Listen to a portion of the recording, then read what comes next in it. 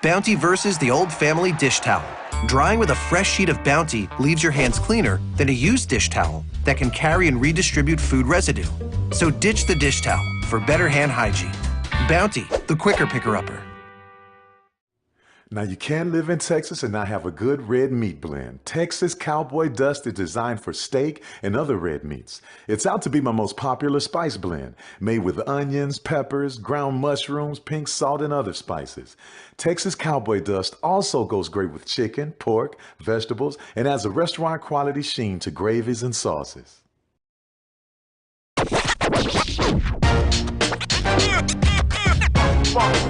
It's like a loop machine. Going around town, people trying to get down.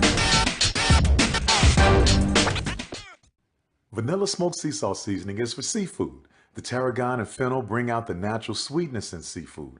I also use it in rice dishes, on yams, asparagus, blueberry pancakes, and believe it or not, chocolate chip cookies. Vanilla smoked sea salt adds a salty and savory component to sweet dishes that create a symphony for the tongue. Have you had your Earth Blend coffee today? At Earth Blend Coffee, we take pride in offering you the very best of beans across the world, blended and roasted to perfection, giving you superior quality and satisfying and flavorful taste. Experience the world in one cup with Earth Blend Coffee.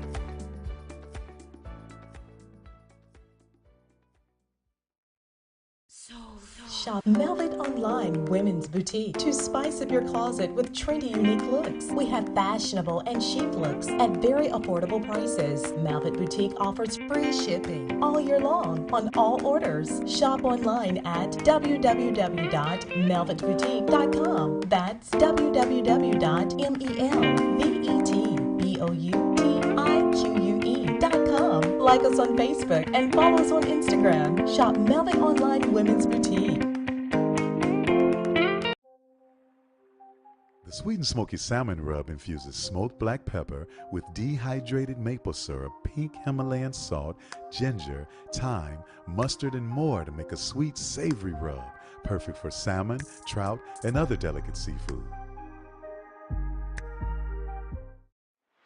Let's get back to strolling instead of scrolling. Before we can safely come together, we need the facts on COVID-19 vaccines. Visit getvaccineanswers.org so you can make an informed decision for yourself and for your fam. When times get dark, we can't see the help that's all around us. Let 211 be your guiding light for mental health and other resources. Call 211 or visit 211.org. Follow the Black College Sports Network and all of our shows on YouTube. You can find us at MyJBN Online and on all social media at MyBCSN1.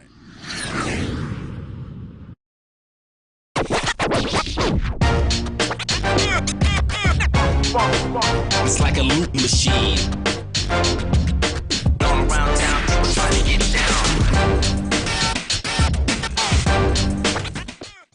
Bounty versus the old family dish towel. Drying with a fresh sheet of Bounty leaves your hands cleaner than a used dish towel that can carry and redistribute food residue. So ditch the dish towel for better hand hygiene. Bounty, the quicker picker-upper. Now, you can live in Texas and not have a good red meat blend. Texas Cowboy Dust is designed for steak and other red meats. It's out to be my most popular spice blend, made with onions, peppers, ground mushrooms, pink salt, and other spices. Texas Cowboy Dust also goes great with chicken, pork, vegetables, and adds a restaurant-quality sheen to gravies and sauces.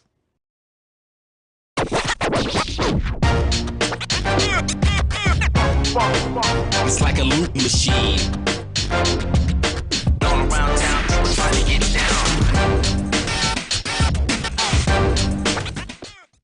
Vanilla smoked sea salt seasoning is for seafood.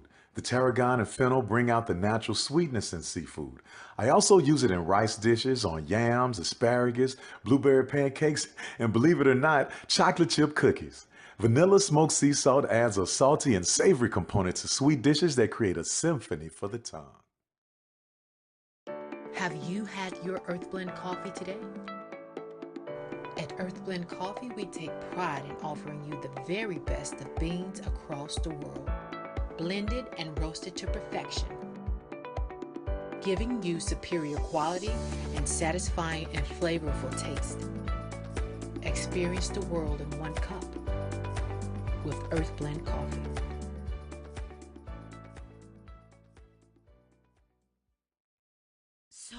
Shop Velvet Online Women's Boutique to spice up your closet with trendy, unique looks. We have fashionable and chic looks at very affordable prices. Velvet Boutique offers free shipping all year long on all orders. Shop online at www.melvetboutique.com. That's www.melvetboutique.com. Like us on Facebook and follow us on Instagram. Shop Velvet Online Women's Boutique.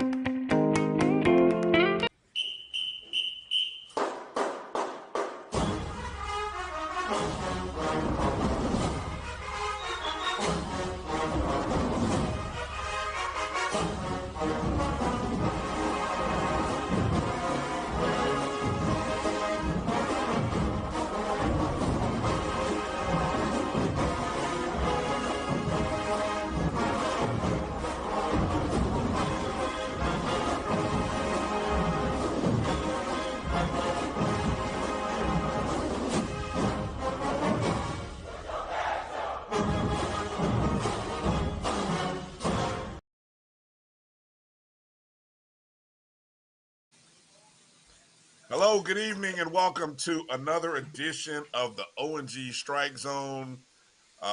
It's three brothers with big smiles wearing orange and nothing but love in our hearts for the orange and green, Florida A&M University. My name is Brian Fulford. Joining us, Kelvin, Rozier, Kofi, Hemingway. We are the O&G StrikeZone. Dedicated to talking about all things related to FAMU athletics and culture. And as always, every week, we just try to bring an honest perspective on what we see happening with our beloved university and our beloved teams. We have great conversations with coaches, players, alumni, administrators, whoever we can get on the show. So with that said, I'd like to welcome the brothers in. Let's start off, Kelvin. We missed you last week, but we had to hold it down without you. How you doing? Good to have you back on the show this week. Thank you, man. I had daddy duties last week. Had to take care of some things with my oldest there, get her situated. So, but I did catch the show, man. Y'all got into some really meaty subject, man. I miss not being here, but it was like I was here because Kofi and I have had a lot of those conversations, and that's why he wouldn't let you talk, because he was speaking for both of us. Yes. It's good. I love those conversations. Sometimes it's good to just listen. So, Kofi, how you doing, my friend? It's good to see you again. Hey, good to see you, man. I'm here. It's been raining. It's raining here in Duval, but we're gonna try and make it through. All right. Well, hopefully everybody's internet connections can stay stable. Say that a couple times in a row. I know for the past week I have had my own personal issues with home internet, so I will knock on wood, and I will pray that my T-Mobile hotspot holds up for the course of this show, as with you guys as well. I want to thank everyone for tuning in and watching us. If you're watching us on YouTube or Facebook, or if you're catching us on Twitter, we appreciate you. If you're on Facebook or Twitter, that's where you can get into the chat rooms. Always some good discussions and conversations that happen along with the show.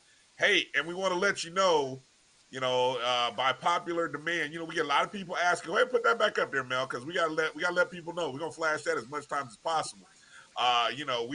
We always are striving to kind of, put the tip jar out there. We're not ashamed to ask for a cup of coffee or a penny or two, but you can go right to our Twitter feed right there on the page. You see that little symbol that's circled? little tip jar. You can go ahead and just drop us a couple of bucks. If you like to support the show, if you like to support the Black College Sports Network and everything that we're doing, we're continuing to try to advance, the conversation and keep bringing new content, some good fresh material. So we appreciate any and everything. And look, we all talking about supporting. One of the biggest things that I loved coming out of last week's show, Kofi, my man, and I got to give him props for this. Let me go to if I can find the Twitter handle real quick. I think it was Leonard Hankerson that dropped this, challenged everybody right after the show to do what? To get into the Rattler Athletic Fund, drop their 1887.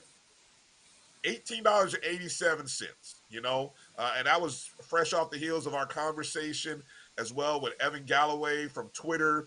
We talked about the FAMU communities, and that's what we're talking about, guys. I mean, this is a collective. I mean, I think a lot of the conversations that we're about to have between now and heading into football season is talking about how can we continue to grow to the collective, whether it's a small entity like our show, a larger entity like the athletic department, or even the personal, opportunities for our student athletes at FAMU. There's a lot of things going on around college athletics, and we are behind. We are behind. I feel like, and I don't want to say we're behind because it's all something we're doing. A part of it is statewide. I feel like the state of Florida, even though it jumped out there trying to say they were one of the first, they are behind. We are behind in a lot of things. So as a community, Kofi brought up, we talked about some great points last week. There's a lot of things that have to get addressed. And, so you're going to see and hear us talking about that a lot during the course of this show. Anything that you want to get off your chest, Kelvin? Obviously a loaded show from last week. Kofi brought up a lot of excellent points, but you may have some things that you heard that maybe you want to add or jump in there as well. Before we get into talking about the roundup and some of our spring sports, I want to give you an opportunity kind of to catch up and chat on maybe some things that you heard that you want to opine about. I think Kofi kind of stole my thunder and gave a lot of the commentary I would have probably spoken about. Um, you know, I want us to get a little bit more into the data side of just HBCU athletics, FAMU, and the greater community at large in terms of where we stand with athletic budgets. And I know we'll get to that a little bit later in the show. But for me, this is a labor of love in trying to bring information, and hopefully the audience sees it and can digest it and make their own conclusions and interpretations from it. But I think it's really important to share the information. And that's what last week's show did. Great. Kofi, off of last week's show, what kind of feedback did you get? What kind of what kind of response did you get from the public? You always generate some great responses from Rattler Nation. So what kind of things did you hear? Most of the feedback was very positive. I think one thing that you can honestly say about Rattler Nation is that we really do care, and we want to see good results. We want to see positive results from our beloved institution. So when things are not, I think that an engaged alumni, an engaged group of supporters will ask the necessary questions to make sure that there is a greater dimension of accountability in place so that we don't return to a place of mediocrity, which is really where family athletics has been over the last 2, maybe even 3 decades. Since I want to say the latter part of the 90s, we've been kind of floating in mediocre land for a long time. And it's time for us to make the push if we're serious. I know we talk a good game, but it's time to put some hardware behind what we're talking about. It's interesting that Bethune-Cookman had a larger athletic budget than we did, and their school is much smaller. So it's no accident that we lost 8 in a row to Bethune. I know a lot of Yeah. people are like, well, why? Because they invested more money into their football program. They invested more money into their athletic program, which is why their baseball team is competitive, their softball team is competitive, their basketball team is competitive, their tennis teams are competitive, all across the board because they've invested the money. And if FAMU wants to see those positive results, then they also have to invest the money so they can see a positive return.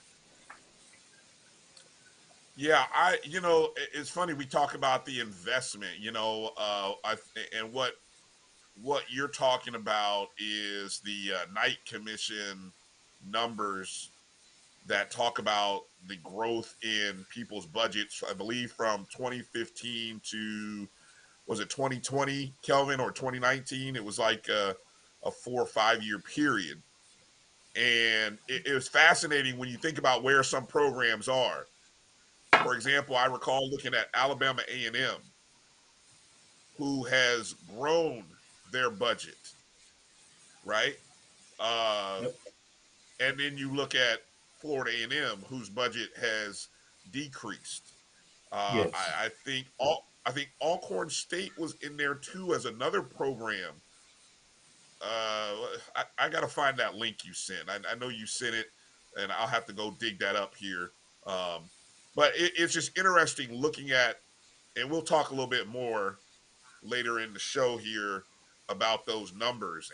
And I guess I always, maybe the old stubborn head in me doesn't always draw the correlation to finances and performance, but you do have to start giving it some validity when you start to look at where teams are at and their success. Because here we are we talk about financial budgets and keeping things in financials, right? That other school in Mississippi is having a lot of success. Their women's basketball team did a great job. Coach Tamika Reed had a great post game. I mean, I'm sure she would have rather talked about winning the game than everything else she talked about. Because trust me, there's as great as the post game comments were, she would have traded that for a W every day of the week. And then noticing how LSU lost the next game. But anyway, she would have traded that for a W any day of the week. But she's a hot commodity, and what Kim Mulkey of LSU had said was that, hey, if that school doesn't pay her, blah blah blah, you go look at contracts for women's coaches. She's probably making in the ballpark of maybe close to 200K. From numbers that I heard, it may be somewhere in that range. But guess who came calling all of a sudden? Ole Miss. SEC. SEC. Here comes SEC money.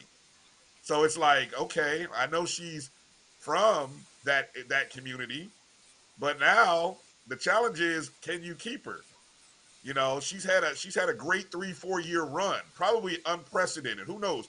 Maybe she can do it again. But you know what, guys? Sometimes they say you strike when the iron's hot. She may never be hotter than she is right now.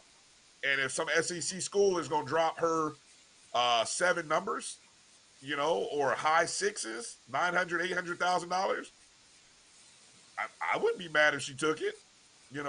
So we talk about keeping our coaches. We've seen turnover. We always talk about that here with keeping our coaches. That's a challenge. So we have to be able to build the coffers to kind of balance that out for our schools. Anything else we want to? Hello, let me reset here for a second, just to let people know who are watching us. Make sure you are following us on Facebook, Twitter, and Instagram at O&G StrikeZone. We are a part of the Black College Sports Network. You can find our show broadcast every Wednesday on the Black College Sports Network. You can even find us on the BCSN Pod Zone, and you can even support us on the BCSN Pod Zone, where all of our shows go up, and you can even support the podcast. You can hear all of the great shows that are part of the BCSN Pod Zone. including ours and the entire family of shows. Go download the Jericho Broadcast Network's app there, MyJBN, MyBCSN. You can find it on your Google or Apple Play Store. And then if you got any thoughts or comments you want to send to us, there's the email address at the bottom, O&G StrikeZone at gmail.com. Coming up later in the show, second half of the show, we've got the SWAC's most valuable player, the player of the year on the men's basketball side, MJ Randolph, is going to be joining us. And then a little bit later in the second hour, FAMU football's newest recruiting coordinator is going to be joining us. And that is huge because a big day is coming up here on April 9th. And if I tell you what, this coach, Coach Riz, as he is affectionately known, from Tallahassee, has Tallahassee ties, but he is making big waves in the recruiting circuit and bringing in a lot of people. So there's going to be a lot of eyes coming to FAMU. And it shouldn't be dismissed. There's a lot of basketball opportunities there too. You know, I don't know if you guys saw. There's a young man out of Dr. Phillips in Orlando that was committed to Mississippi State, part of a state championship winning team. Dr. Phillips High School, one of the largest high schools in Orlando. Heck of a basketball player. My high school went up against him this past year. The kid can light it up, man. But hey, his recruitment is open. With the changes happening at Mississippi State University. And look, I just sent a tweet out and said, look, hey, Rattler Nation, let's hit this young man up. Get him up to the hill. You know, a lot of people are discovering HBCUs. Why go to Mississippi when you can be here in Florida? Be a part of a change. I mean, we already know LeBronny's coming in a couple years. We already know that's happening. You know, we speaking truth to that. So, so hey, come on, be a part of something big. But no, seriously though, whenever we get opportunities like that, we got to let people know. All right, fellas, I figure we should maybe go into the roundup. It is an athletics themed show. So, there's some dark clouds still hanging around some of us in the spring. It's some bad times right now. We thought we would be over it a little bit, but it's been a bit of a tough road. I guess we'll start with baseball, huh? I don't know which one to start with, and I guess I can flip a coin and go one to the other. But it's been a tough stretch. 9 games now. We're in a bit of a losing streak right now. 9 games, and it's kind of bleeding over into conference play as the baseball team lost their first conference series against Alabama State. If you remember, we lost to Alabama State in the beginning of the year in that classic in New Orleans. Andre Dawson Classic. Andre Dawson Classic. Yeah, we lost those games earlier this week. We lost a 10-3 contest to North Florida. Lost a weekend series to Stetson, UCF. I'm going back. The last time we got a win was Ball State back on March 6th. I don't even know where to go with this, but 9 games is a lot of games. Kofi, I'll let you kind of kick it off. Well, I don't think there's no need to push the panic button.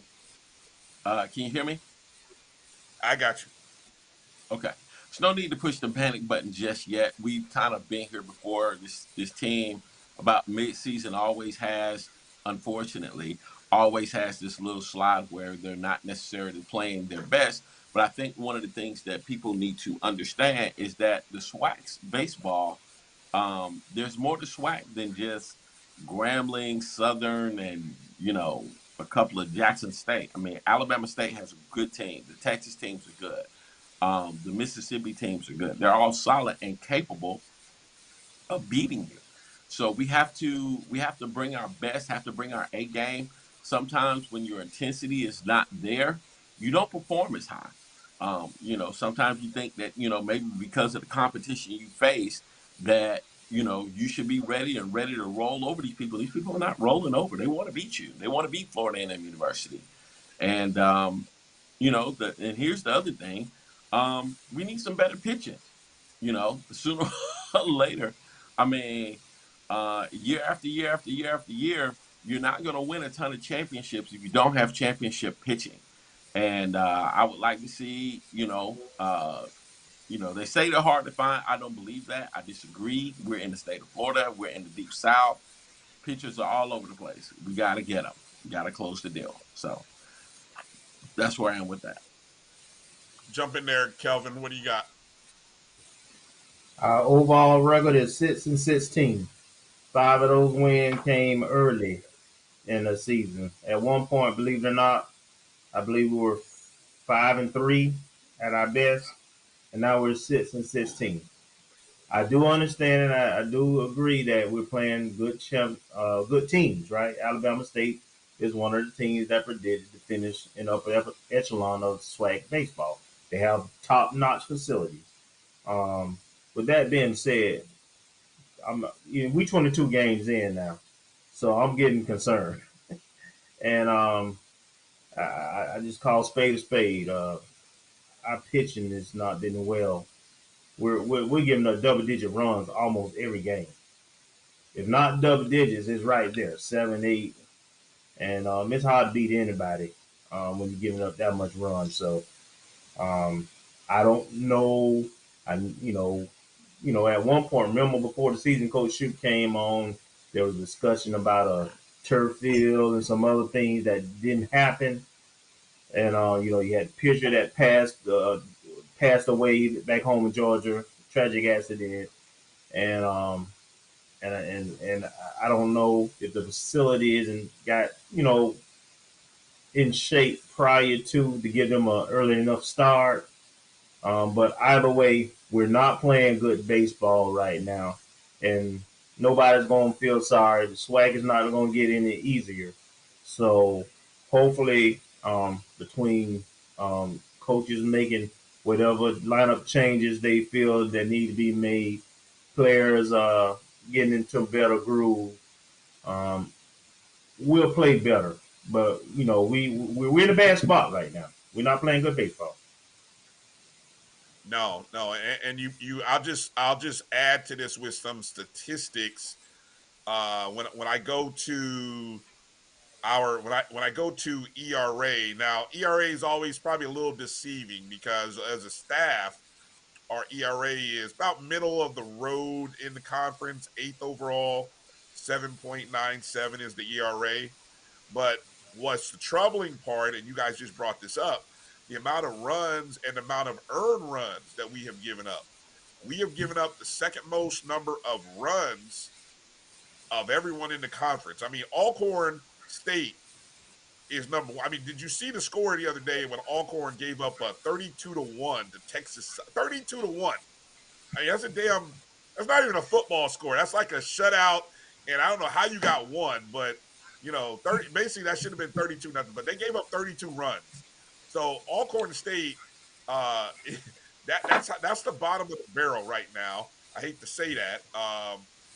And their earned runs are at 207. That's the most in the conference. And right behind them, we're sitting there with 189 runs given up, 162 earned runs given up.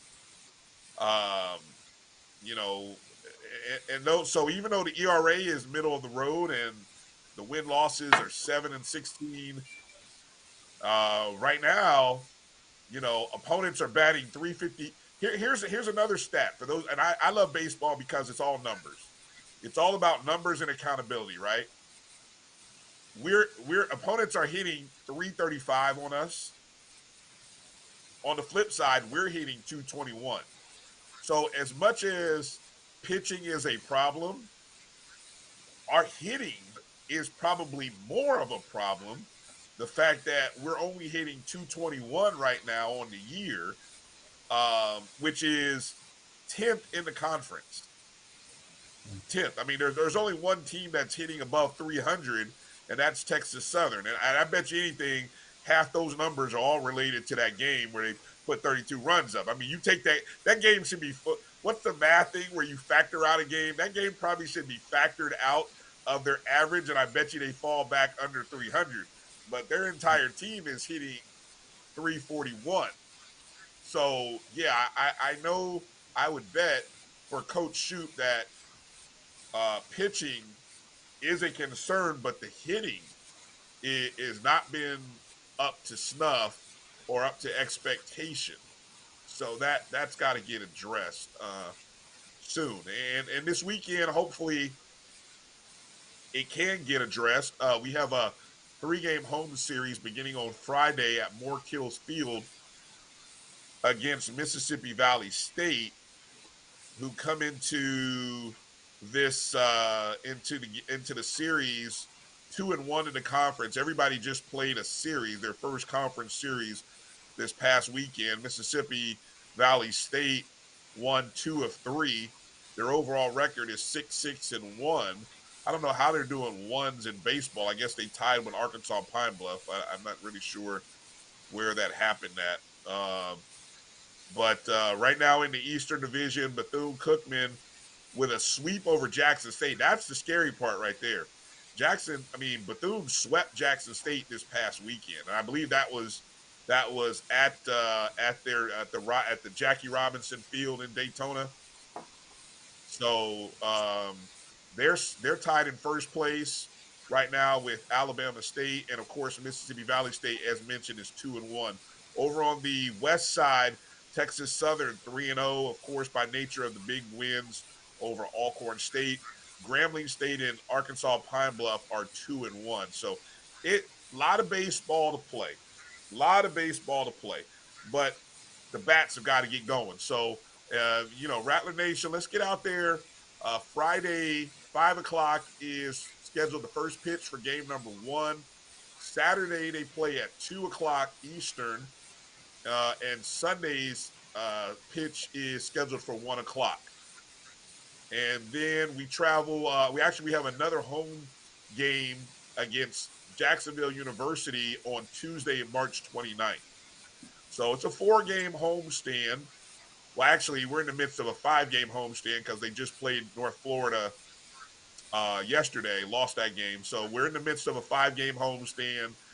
They really need your support, guys. So any of the folks, you guys are in Tallahassee, any of the folks in Tallahassee, get out to the ballpark this weekend. Go support. We'll talk a little bit about softball, bowling, track and field a little bit later in the show, as well as some spring football conversation. But, guys, let's get ready to take a break, because coming out of the break, we got our conversation with MJ Randolph. We don't want to hold up the MVP. So when he comes in, that'll be here at the bottom of the hour. Make sure you like, share, and subscribe. Let somebody know MJ's coming up, all right? At Cinco_Buckets is where you can find him on Twitter. He's coming up on the other side of this break. You're watching the O&G StrikeZone. We'll be back in a moment. The Sweet and Smoky Salmon Rub infuses smoked black pepper with dehydrated maple syrup, pink Himalayan salt, ginger, thyme, mustard, and more to make a sweet, savory rub, perfect for salmon, trout, and other delicate seafood. Let's get back to strolling instead of scrolling. Before we can safely come together, we need the facts on COVID-19 vaccines. Visit getvaccineanswers.org so you can make an informed decision for yourself and for your fam. When times get dark, we can't see the help that's all around us. Let 211 be your guiding light for mental health and other resources.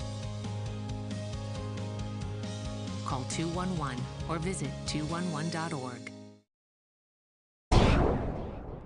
Follow the Black College Sports Network and all of our shows on YouTube.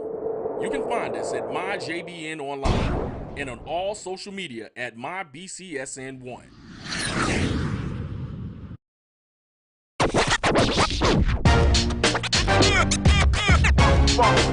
It's like a loot machine. Going around town, people trying to get down. Bounty versus the Old Family Dish Towel. Drying with a fresh sheet of Bounty leaves your hands cleaner than a used dish towel that can carry and redistribute food residue. So ditch the dish towel for better hand hygiene. Bounty, the quicker picker-upper. Now, you can live in Texas and not have a good red meat blend. Texas Cowboy Dust is designed for steak and other red meats. It's out to be my most popular spice blend, made with onions, peppers, ground mushrooms, pink salt, and other spices. Texas Cowboy Dust also goes great with chicken, pork, vegetables, and adds a restaurant quality sheen to gravies and sauces.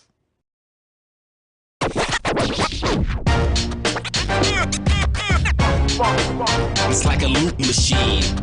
All around town, people trying to get down. Vanilla smoked sea salt seasoning is for seafood. The tarragon and fennel bring out the natural sweetness in seafood. I also use it in rice dishes, on yams, asparagus, blueberry pancakes, and believe it or not, chocolate chip cookies.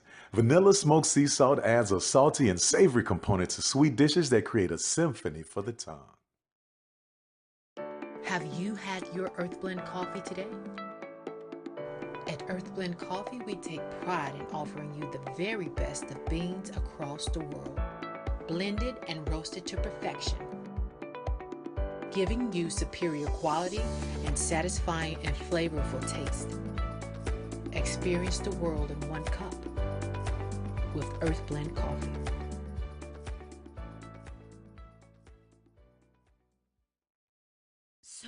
Shop Velvet Online Women's Boutique to spice up your closet with trendy, unique looks. We have fashionable and chic looks at very affordable prices. Velvet Boutique offers free shipping all year long on all orders. Shop online at www.melvetboutique.com. That's www.melvetboutique.com. Like us on Facebook and follow us on Instagram. Shop Velvet Online Women's Boutique.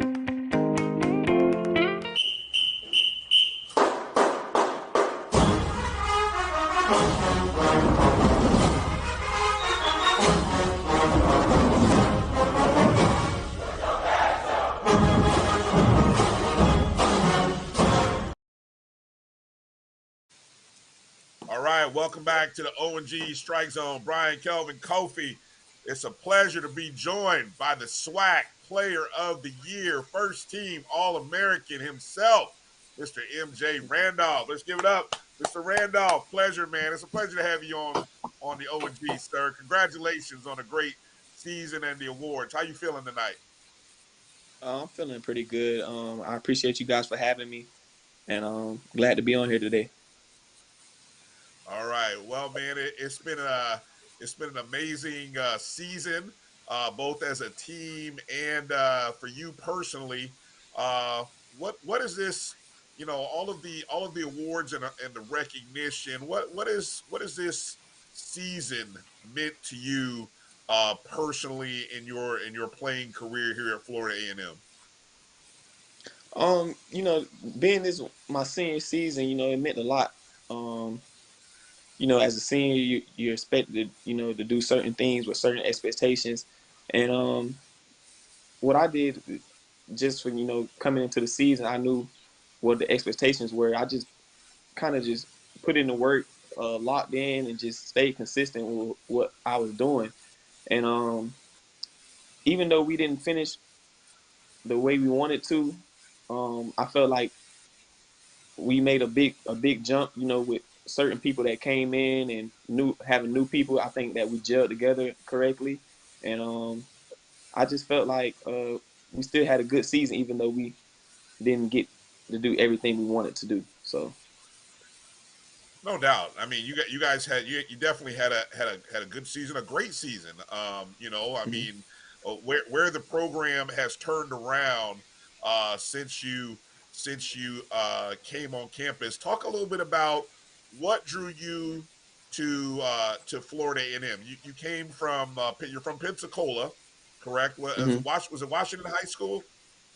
Yeah, Booker T. Washington High School. Booker T. Washington High School. Okay, I'm glad I got that right because I was trying to recall just off memory, and I was like, I think it's Washington High School, but Booker T. Right. Washington. So talk a little bit about your journey. What brought you, for maybe folks who don't know, what brought you to FAMU? Were there other opportunities you were considering? Just give us a little bit about the background 4 years ago. Yeah. So okay. I found out about FAMU because my sister went here from 2014 through 2017. She was in the nursing program, so I used to be up here a lot. I knew a lot about FAMU and about the homecoming and things like that.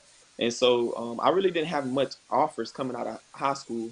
Um, FAMU was actually the only Division I offer I had. So when they offered me and I talked to Coach McCullum, I was just happy, and I went to work and just started working out and trying to get ready for the college level, and that's kind of how I got here, just trying to get a scholarship so my mom and dad wouldn't have to worry about paying for school, because um,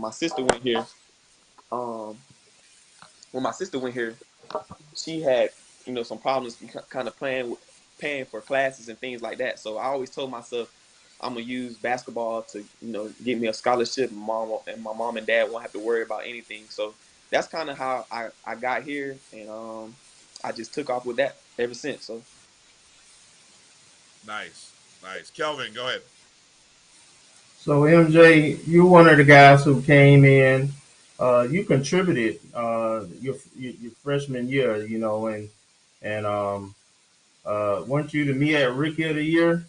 And and then you each year you played, you got better. And then also you talk about your athletic accomplishments, but you also graduated. And you was a honor student. So talk about the process of your athletic development from that freshman year to the senior year, the things you did to get better and become a leader, and then also talk about the academic side and your journey there. okay, so yeah, so okay, I have to give a lot of credit, to Coach McCullum and then my teammates.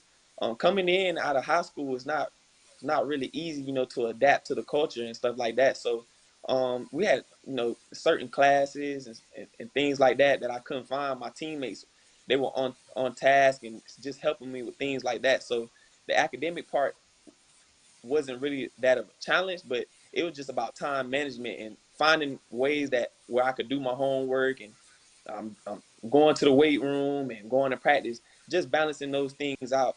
And I felt like the experience, with Bryce Moraine, Cameron Reeves, and DJ, they were just telling me things how to from their freshman year, because they were 1 year above me, so they were just telling me things that I could capitalize off, from their mistakes and things like that. So it was kind of easy for me to adapt and get comfortable with the system. And same on the court. Uh, Coach McCullum has a system here, and I felt like those guys again. They welcome me in, and I feel like once you're joining a new team and you're new to the program, the first thing you have to do is to win the respect of your teammates, and that's something that Coach McCullum always says, and it's very true, because if you don't have the respect of your teammates, you're not comfortable out there. It's a team, and you guys all have to hit on one cylinder. So that's kind of how I came in, and I got adapted to on the court and off the court. So those guys and coach, and then the rest of the coaching staff, they played a major part in my success here. Well said. What's your major, by the way, MJ? So my major is physical therapy. Well, nice. Okay, nice. Kofi, go ahead. Cool, MJ. Congratulations on everything you've accomplished this past season. Of course, Rattler Nation wants to know what's next for you. Are you going to return? You going to come back one more again? We going to run it again, or you on to the NBA? So that's a decision that I'm still trying to figure out now. I love this school. Being here, they like I said, I had no Division I offers, so this school, it developed me. It made me ready. But I'm not sure on what I'm gonna do quite yet.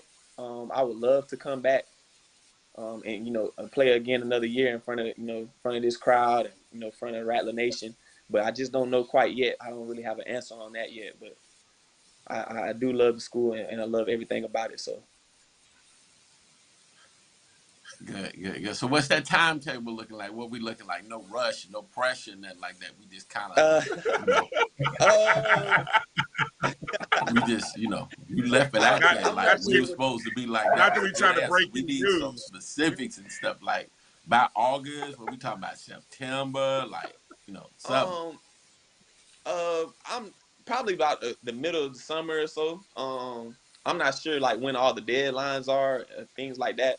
I have to discuss that with coach and things like that. So once I find out those dates and find out where I need to be by this time and this time, I'll be able to kind of give you a different timetable at that point. But right now, I really can't because the season literally just ended. So I'm just trying to like work out right now and just focus on getting better and then seeing what I need to do from there. Cool. So have you all talked to LeBron and his little brother, his sons or anything? Y'all reached out to them or? Oh no, myself, I'm not sure if anybody else talked to them, but myself, no, I haven't talked to LeBron or his son. They that's big time if you talk to them.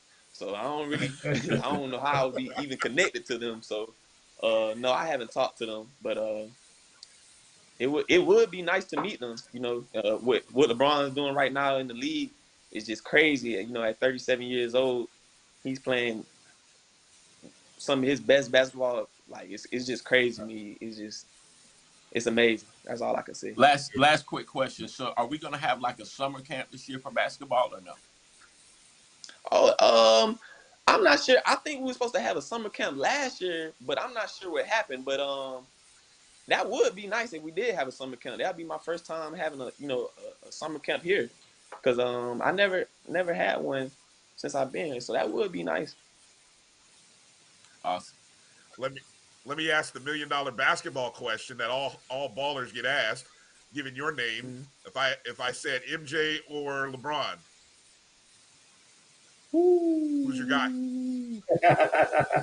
Don't be scared. Don't be Man, scared.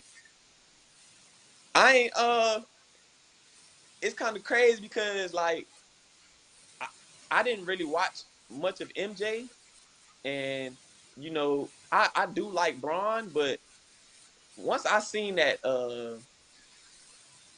documentary on Mike, I'm like, this dude is different. So I had to ride with MJ on that one. But I'm a Kobe fan. That's me. Like I love Kobe, like his mentality, what he brought to the game, how he approached, like, and he played against MJ, he played against Braun, he played against almost everybody. So that's who I kind of like. I'm Kobe. I'm Mamba mentality over this way. So You know what? Rest in peace. I had forgotten. I forgot every question should be phrased MJ, Kobe, or LeBron. My apologies. right. They Kobe, underestimate my guy sometimes. They forget about him. Not that we forget it. It slips. It's a slip of the mind. Rest in peace, Kobe. Definitely, Right. we love that. We forgot that. So one of the curious things that I found interesting about your game, you led the conference in free throw attempts and free throw makes, 2-point field goals. But in this day and age, everybody expects guards to be focused and shoot at a certain clip from the 3-point arc. But I'm not saying it's not your game, but you did so many other things that really, being a 3-point shooter, just didn't seem like that was your game. How would you categorize your ability to lead in very unique categories and really have such a small percentage of shots and field goal percentages from the arc? Was that by plan this year, or it just kind of happens that way? It just kind of happened that way. When I like in high school, I was kind of like a downhill guy, so I was always trying to attack the basket. And I feel like I'm still a downhill guy, but once I came to college, guys are different. Guys are taller, they're more explosive, more athletic. So I had to add a little bit more to my game, and that's when I added the mid range uh, more to my game. But I'm always on attack. I'm always trying to just take what the defense gives me, and I'll shoot a three here or there, but um, that wasn't really something I was focused on as much. And I was just focused on getting to the basket, getting free throw attempts, and I just be watching different players in the league. Chris Paul, he shoot some threes, but he kind of like a mid-range killer. One of my favorites is DeMar DeRozan. DeMar DeRozan, he's scoring 40, 50 points, and he's making a living off the mid range. So just different ways you can play, and just trying to be versatile. And I think, you said the 3-point. I think that's one of the things I want to add to my game in the off season this year. So maybe, you guys will see a little more 3-point shooting next year, or but I'm just continue to work on that, because, there's always improvements that you can make to your game. So that's where I'm at with, improving my game and things like that. For sure, for sure. Kelvin, go ahead. You kind of touched on what my question was going to be. What kind of tricks you trying to add to the bag that you think would make you indefensible player, both offensively and defensively? And then the second part of my question is just talking about how I felt to have the LeBron gear, the shoes, and so forth, and that kind of branding with the FAMU program. How did it make you feel, and what you thought about think about all that? Right. So the first question, like I said, just improving my 3-point game. I feel like, once I do that, it will just open the court up a lot more. And once I start doing that, I'll be a 3-level scorer then, and then I can, also pass, get my teammates involved and things like that. And then the other thing is just on the other side, I kind of, take a lot of pride in defense as well. So you never can forget about that side, because that's kind of how you make a living out there, because everybody can score, shoot, do things like that, but a lot of people don't like playing defense. So that's something that my dad always told me, like, just go out there and play defense, play relentlessly. And then the second question is, the LeBron gear is just crazy, being here and getting LeBron gear, getting LeBron shoes and jerseys is just a blessing. um a lot of people that we were playing, they was like, "Hey, LeBron gave y'all all this gear. Like, I like that. Like, LeBron blessing y'all." And I'm like, "Yeah, bro." Like, it's crazy, the shoes and everything. Like, I'm just thankful for the opportunity, to be under his representation, because he is one of the best, if not the best, to touch a basketball. So it's just a blessing. That's all I can really say about that. So. Well said. Kofi. So, MJ, I want you to be GM for a minute for the Florida Agricultural and Mechanical University Mighty Rattlers. And I want you to go into your recruitment tank and tell us what kind of player you would pursue to add to this team. Player or What kind of players? players? What kind of players do we need to add to the team that we had last year, or this team that's coming up? Coming up. I'd say coming up. Oh, okay. I mean, we had great shooters. We had hustle players. We had people that could score. We had um versatile bigs, but I would say just a solid big man that can just dominate the post area. If I was a GM, or if I was in recruitment or whatever. But that's something like I just leave up to the coaches. I feel like Coach McCullum does a great job of recruiting guys. Our whole coaching staff does a great job of recruiting guys that we need here, and that can help. So if I would say anything, just a big, like a real, like, dominant big. Cool. Who was the you talked about being a downhill guy? Who was the guy that, when you went downhill into the paint in terms of having to go up against somebody, who gave you fits, or maybe had you, I'm not saying had you like, like you didn't want to go to the rim, but he made it real tough to get a bucket on? Who was the guy in the paint, in the SWAC, among the guys we played this year, that you felt like he was something tough to go up against? Oh, in the SWAC, you said? Or you can go outside the SWAC, but yeah, if you want to start in the SWAC, but you can go outside if you want. Most definitely. The defensive player of the year this year. I don't want to mess his name up. Sorry if I do. If you see this, but McKinnis, yeah, JD, yeah, something McKinnis.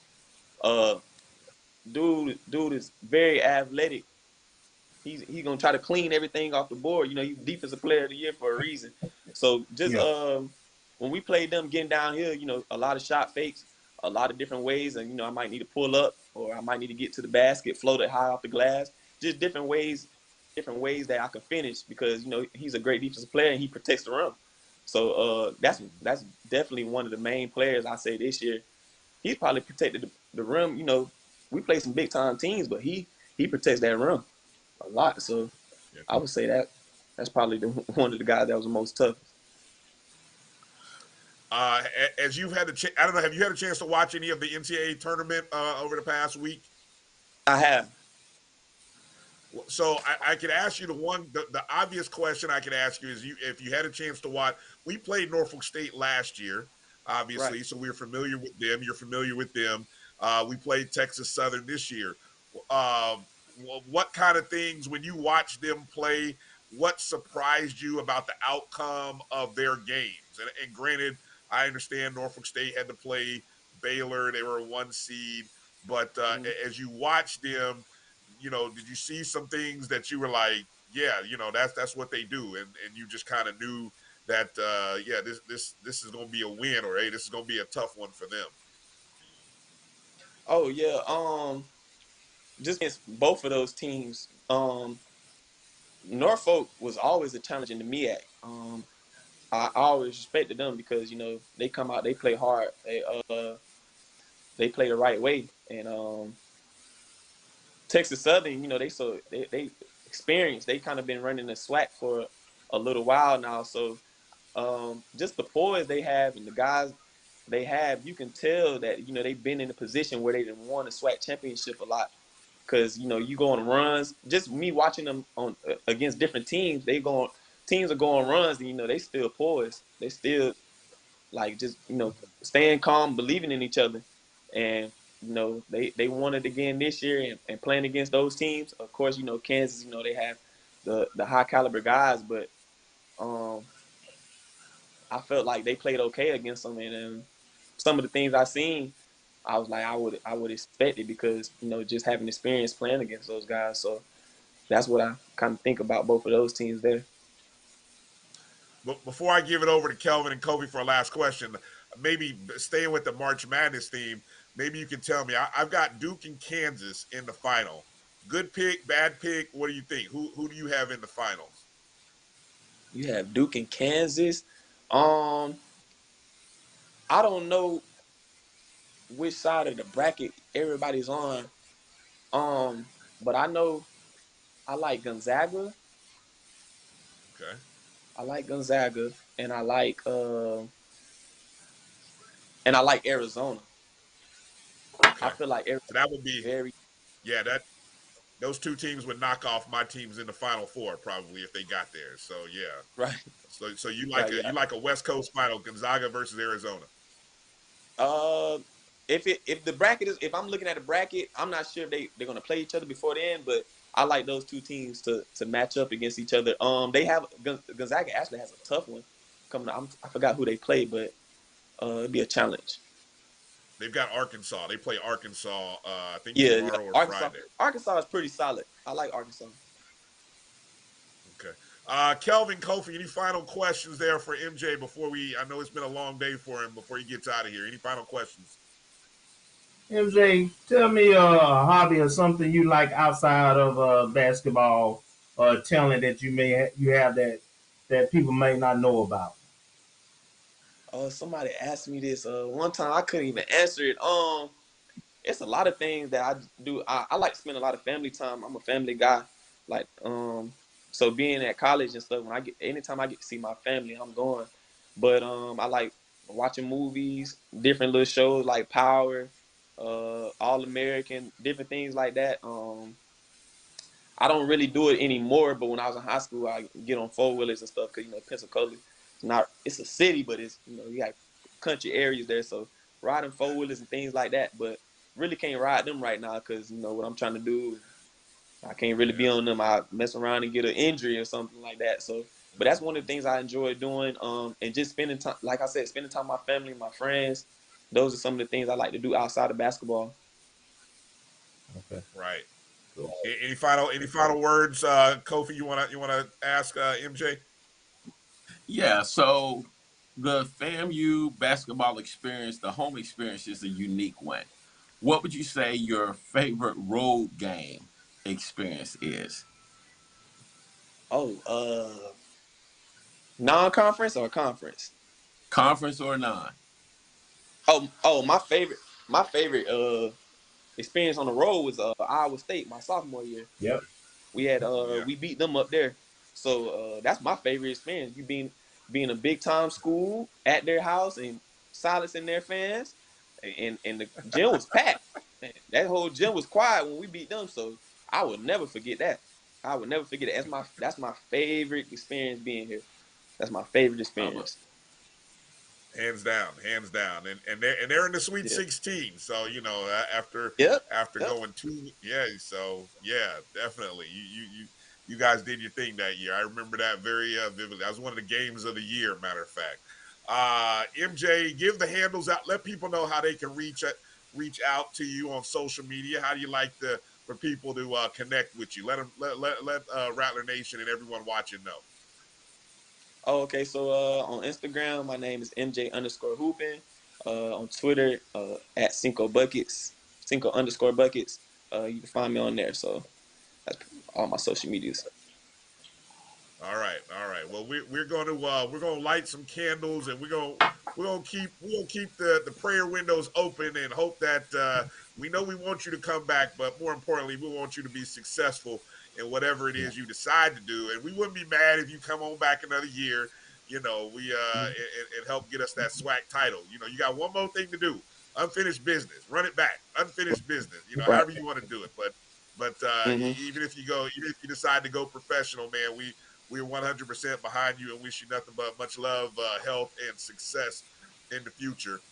Congratulations again on everything, MJ. Man, it's been a pleasure getting a chance to connect with you, talk with you. Thank you for coming on. Rattler Nation on YouTube and Facebook, they say thank you as well.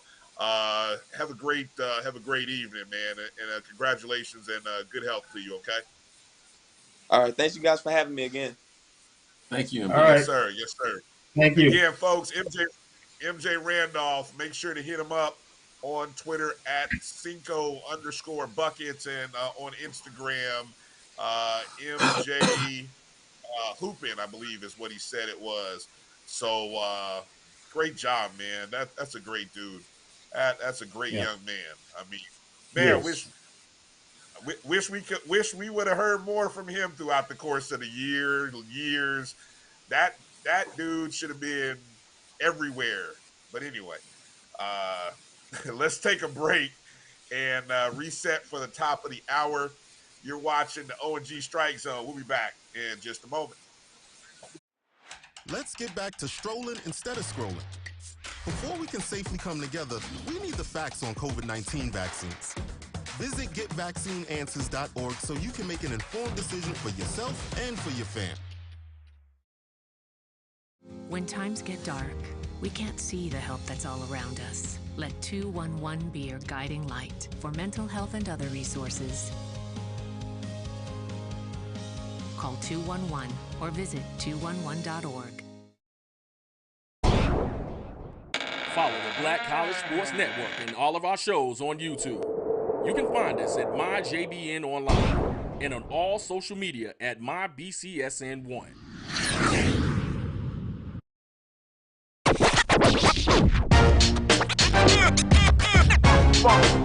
It's like a loop machine.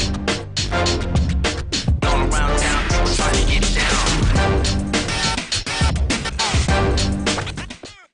Bounty versus the old family dish towel. Drying with a fresh sheet of Bounty leaves your hands cleaner than a used dish towel that can carry and redistribute food residue. So ditch the dish towel for better hand hygiene. Bounty, the quicker picker-upper. Now, you can live in Texas and not have a good red meat blend. Texas Cowboy Dust is designed for steak and other red meats. It's out to be my most popular spice blend, made with onions, peppers, ground mushrooms, pink salt, and other spices. Texas Cowboy Dust also goes great with chicken, pork, vegetables, and adds a restaurant-quality sheen to gravies and sauces.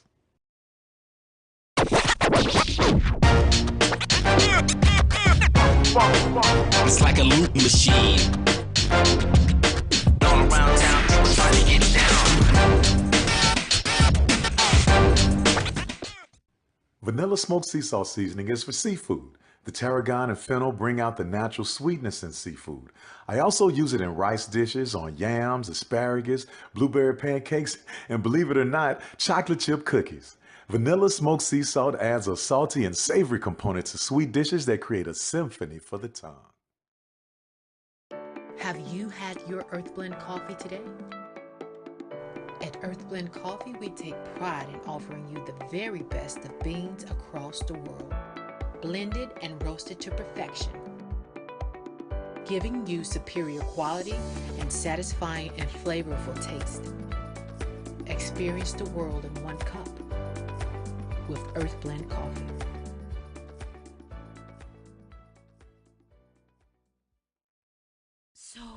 Shop Velvet Online Women's Boutique to spice up your closet with trendy, unique looks. We have fashionable and chic looks at very affordable prices. Velvet Boutique offers free shipping all year long on all orders. Shop online at www.melvetboutique.com. That's www.melvetboutique.com. Like us on Facebook and follow us on Instagram. Shop Velvet Online Women's Boutique.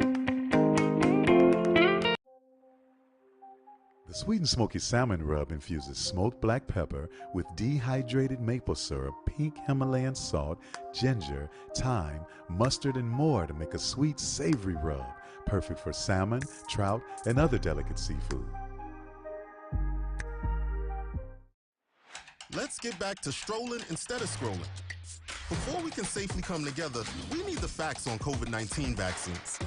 Visit getvaccineanswers.org so you can make an informed decision for yourself and for your family.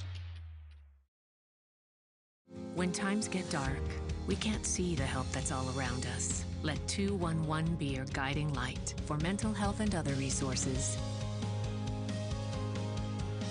Call 211 or visit 211.org. Follow the Black College Sports Network and all of our shows on YouTube. You can find us at MyJBN Online and on all social media at MyBCSN1.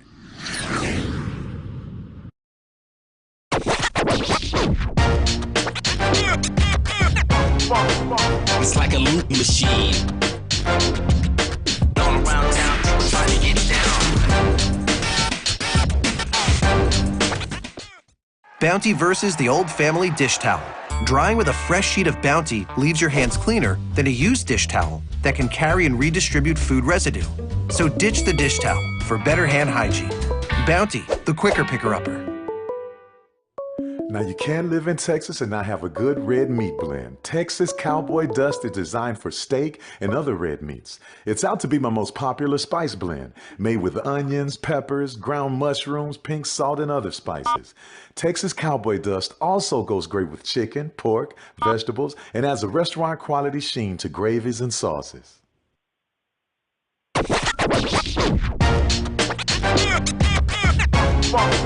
It's like a loot machine. All around town, people trying to get down. Vanilla smoked sea salt seasoning is for seafood. The tarragon and fennel bring out the natural sweetness in seafood.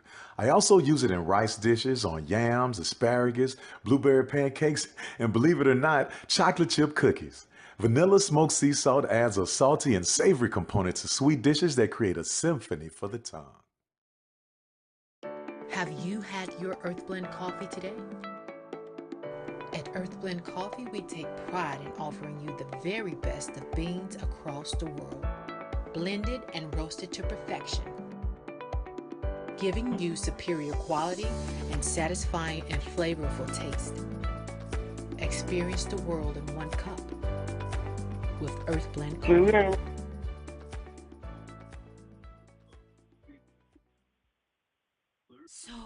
Shop Melvin Online Women's Boutique to spice up your closet with trendy, unique looks. We have fashionable and chic looks at very affordable prices. Melvin Boutique offers free shipping all year long on all orders. Shop online at www.melvitboutique.com. That's www.melvitboutique.com. Like us on Facebook and follow us on Instagram. Shop Melvin Online Women's Boutique.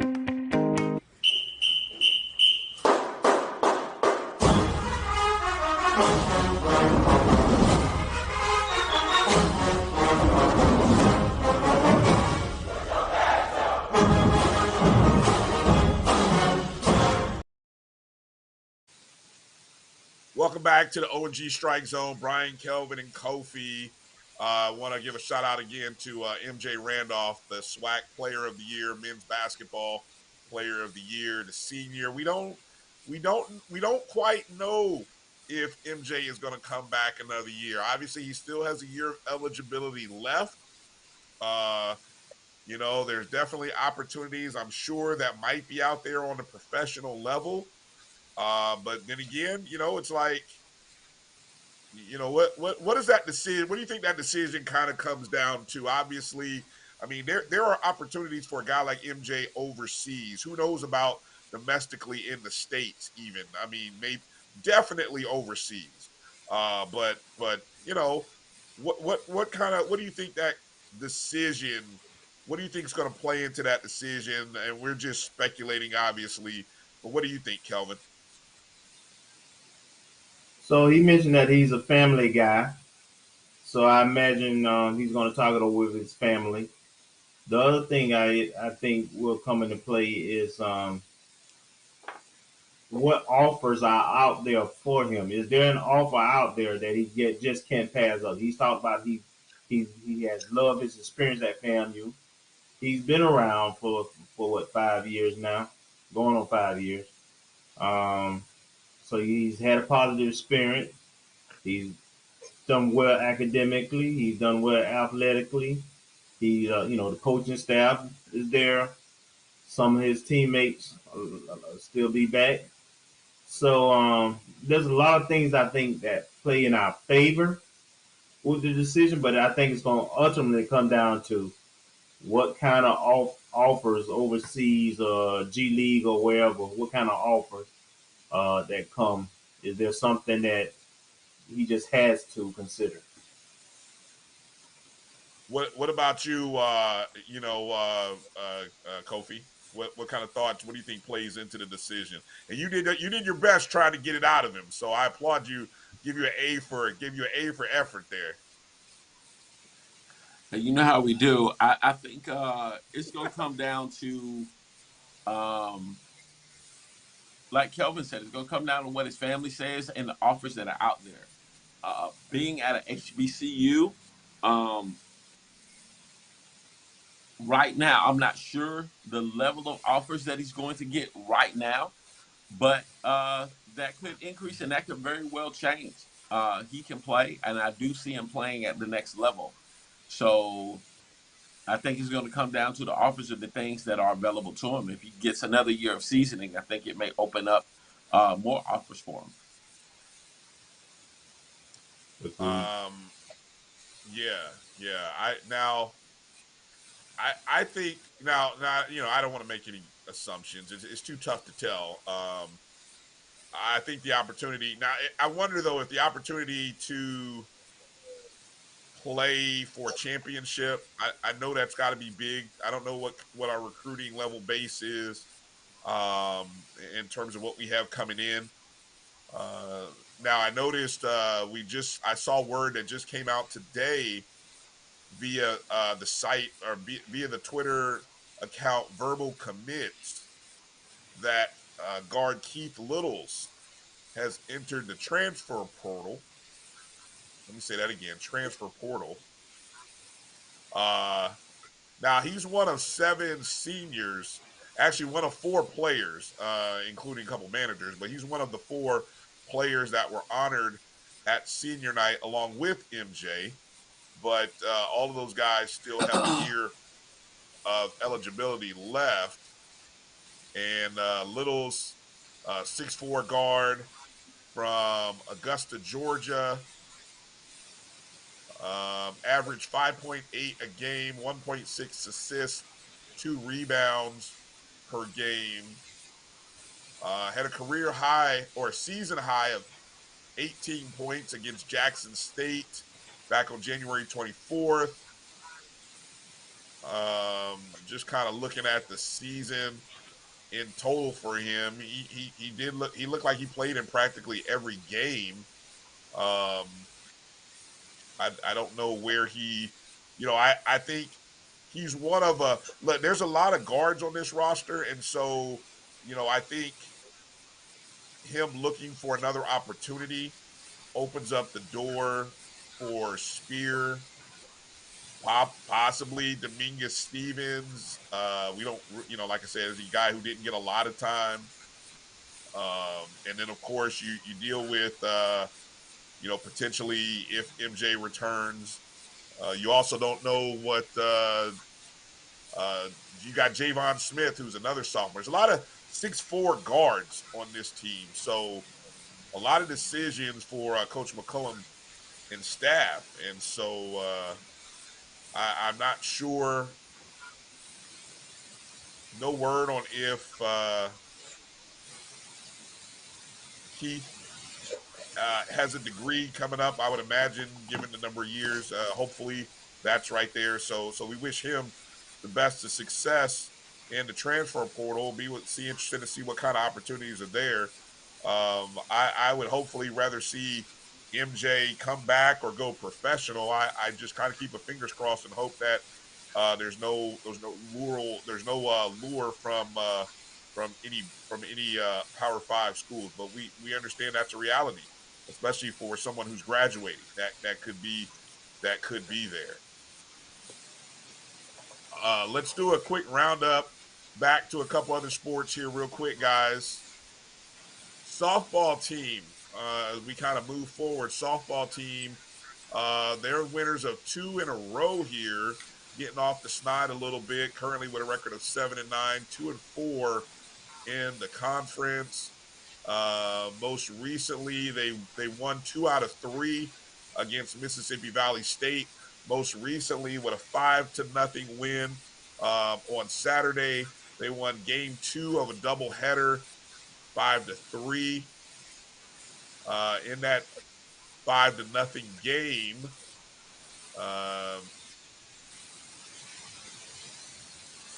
looking at the stats here real quick, if I can find them here, blah, blah, blah, blah, blah. Christian Beasley pitched a shutout in that contest to hold the Delta Devilettes scoreless in that contest. And she is, so the Rattlers are now 2-4 in the contest, or on the season in the conference. Next up, they're traveling to Huntsville, Alabama for a weekend series against Alabama A&M. So good to see a softball team getting some W's, heading in the right direction. After that series in Huntsville, they've got a midweek series against Mercer in Macon, and then they travel to Daytona Beach. So looks like it's weekend series are primarily what you got in the SWAC right now for baseball and softball, matter of fact. Track and field actually is starting their outdoor schedule this weekend. Our track and field team will be competing in an event in Orlando, Florida at UCF. The Knights Invite. It's a 2-day event starting on the 25th, which is Friday, and the 26th. It's the start of the outdoor season for FAMU's track and field program. Just in case you forgot, the indoor season wrapped up for the Rattlers with a pair of wins and 13 total top 3 finishes. Rachel Robertson in the high jump, Kiara Ivy in the pole vault, were SWAC champions in their respective events. For the women's team, which they finished 4th overall. So that's a pretty good performance in the indoor level. Our men finished 9th overall. So it looks like Jalen Scott will represent FAMU, or excuse me, Jalen Scott represented FAMU in the 2021 NCAA Outdoor Track and Field Championships, but a qualifying mark in the 400-meter hurdles. So she's kind of one of those top performers that we'll be looking to see how she does in the outdoor season. So if you're in the Central Florida area and you're looking for something to do, go over to UCF, and it's a beautiful campus. It's a beautiful area. The track sits right there in between the football and basketball, football stadium, basketball arena. So beautiful sight lines. Should be a beautiful weekend. Go support FAMU track if you're in the area this weekend. One final roundup note, guys: the bowling, the SWAC bowling tournament is actually happening this weekend. The SWAC bowling championships are taking place. Those are set for the 25th through the 27th in Arlington, Texas. So it's a 3-day event. Features the league's top 6 teams at the conclusion of the regular season, and so that included FAMU. So you've got Prairie View A&M, Albany, or excuse me, not Albany, Alabama State, Southern, Texas Southern, Jackson State.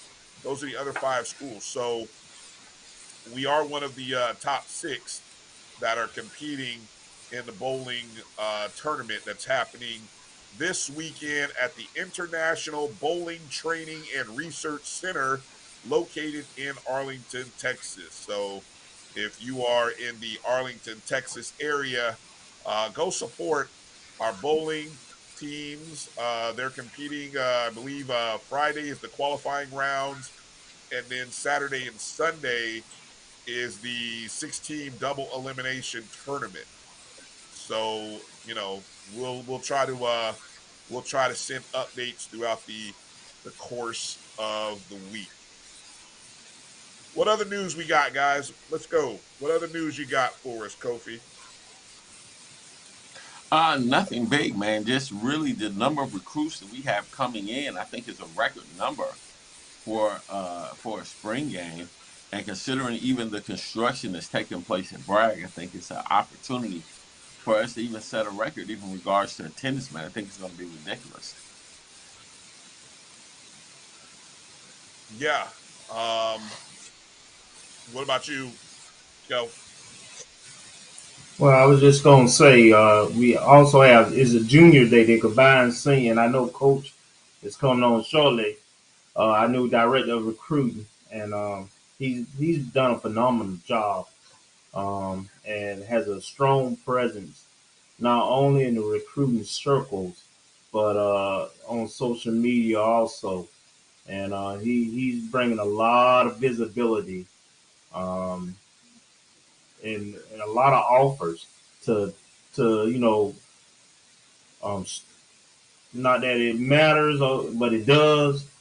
A lot of players who have a lot of options, who have a lot of stars and so forth, and for them to take their time to come see us is big because there's a lot of spring games going on.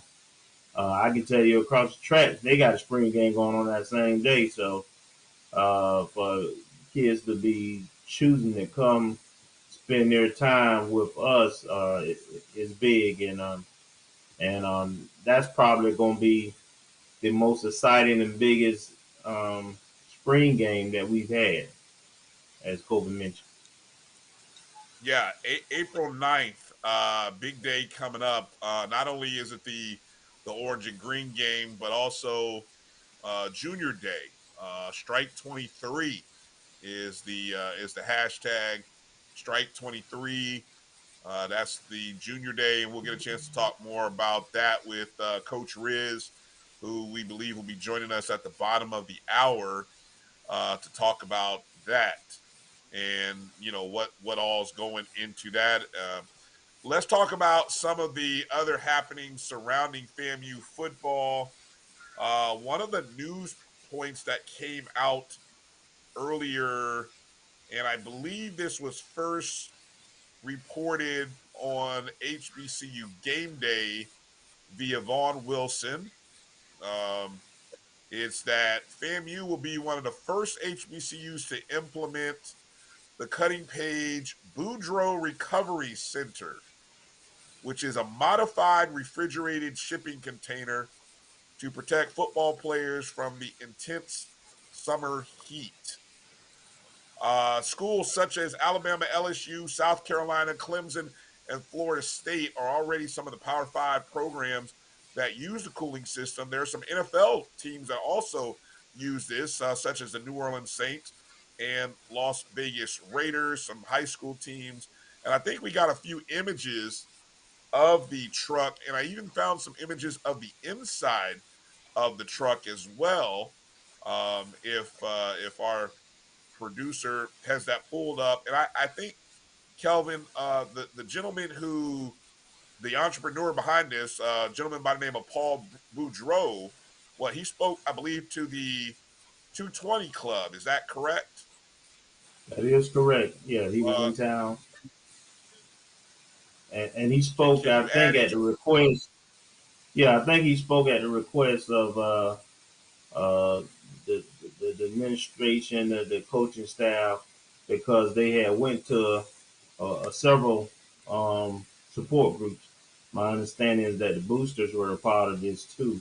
It wasn't just the 220 Club, but they had. I know that is an initiative that I think they have been trying to get some movement on for about a year now. So um, anything that we can do to help the recovery and support the athletes is a good thing. I'm hopeful at some point we have a long range plan to have a indoor practice facility um, also, or some kind of covering for our practice fields. But in the meantime, um, this would definitely be something that is helpful in those dog days of August. Yeah, if you can see there, if you kind of take, you can obviously that the picture of the trailer with the Rattler football on it. Not, I'm sure that's not how it will actually look. That's just something that people put together there. But what is more realistic is the inside of the graphic, which the inside is actually the what they call the Boudreaux box from LSU. So that particular image is one that LSU employs, and I don't know how many of those they have. It might be one, it might be a couple. I don't know. Mel, can you put up the interior one again that shows the images with the benches? So it brings so in the discussions. What kind of what do you what's the cost on this? And was there any talk of one or multiples of these? What did you hear? I didn't read anything that mentioned that out of the article that was on HBCU Game Day, but you might know something about that, Kelvin, if you heard something. So I'm not sure of the cost, but I think that these are leased. I don't think it's a system that you buy and you just sit there the whole time. It's for a period of time. So so I don't want to misspeak on what the cost is on it. But I think it's it's something. It's a seasonal item. The article, there's another article here from out of the Tallahassee Democrat that states that the 9 by 40 container can house several players at a time, can maintain temperatures at 18 degrees. Players enter the box for times that range from 10 to 15 minutes. I guess some research from LSU shows that not only does it bring the body temperature back to safe levels, but they notice the isolation returns a much more focused athlete. That sounds like a line right out of a manual. It's the book. Hey, Coach Brian. Hold up. Yes. Brian? Yes. Hold Yes. on a minute. Is Coach Riss on now? Coach Riss? Yes, sir. Okay. He's on. Oh, we do have Coach Riss. Okay. Good to hear. I didn't hear the phone line ring. All right. So if we could, Mel, can we bring up the graphic there so that way we know, so that the people get a chance to meet or see Coach Riss if they are not familiar with who he is. Coach, welcome to the O&G StrikeZone. It's a pleasure to have you on, and congratulations. Welcome to the family. How you doing, sir? I'm doing just fine, and I appreciate it. So let's kind of start with a little bit of your background. You're from the Tallahassee area, played at Rickards. Tell people, just give a little background on yourself, and so that Rattler Nation who aren't familiar with you can get a little familiarized with your background, your playing career, your coaching, and how you got to FAMU. Well, I'm from Tallahassee, Florida. I played high school football at Rickards High School. I actually grew up walking distance from the campus in the Bond community. I played college football at Bethune-Cookman. I know that sounds a little weird, but that's the path God took me, and He brought me on another journey to make me a Rattler. Well, you always come home, right? You always come home, is like they say. So it just took you a while to get here. It's all good though. Right. And so you had previously been coaching at Gadsden County High School, correct? Yes, well, I started my coaching career at Godby High School, and then I ended up going to coach at Arkansas Tech University, and my mom got sick, and I returned home to take care of her, and she passed away, and I took the job over at Rickards, and then I ended up at Gadsden County High School. I've been there the past 3 years. Okay.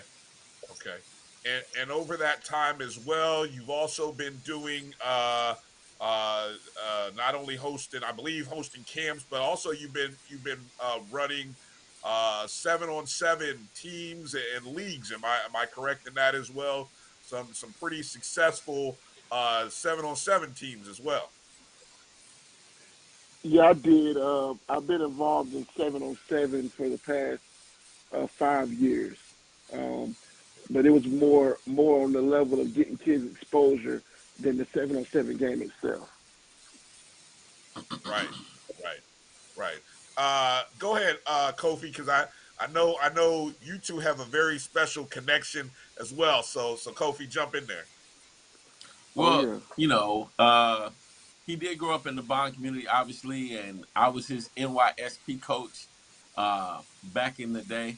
And so to see him doing so many phenomenal things, I think is absolutely amazing. It's a testimony of the kind of guy that he really is. Talk about this whole process, man, with recruitment and how this has become, I want to say, a journey and a path for you. Well, my involvement in recruitment started over at Rickards, where Quentin Lewis made me the recruitment coordinator for high school over at Rickards, and I built that platform. I kind of built relationship with college coaches and stayed in contact with them, and made some personal friends through it also. So that's how I made a name in recruiting. It started at Ricketts, and God gave me a gift, man, to talk to these coaches, and a love for these kids to get them exposure. That's amazing, man. So, bringing to the table, I think just Rattler Nation needs to be excited about what you're bringing to the table.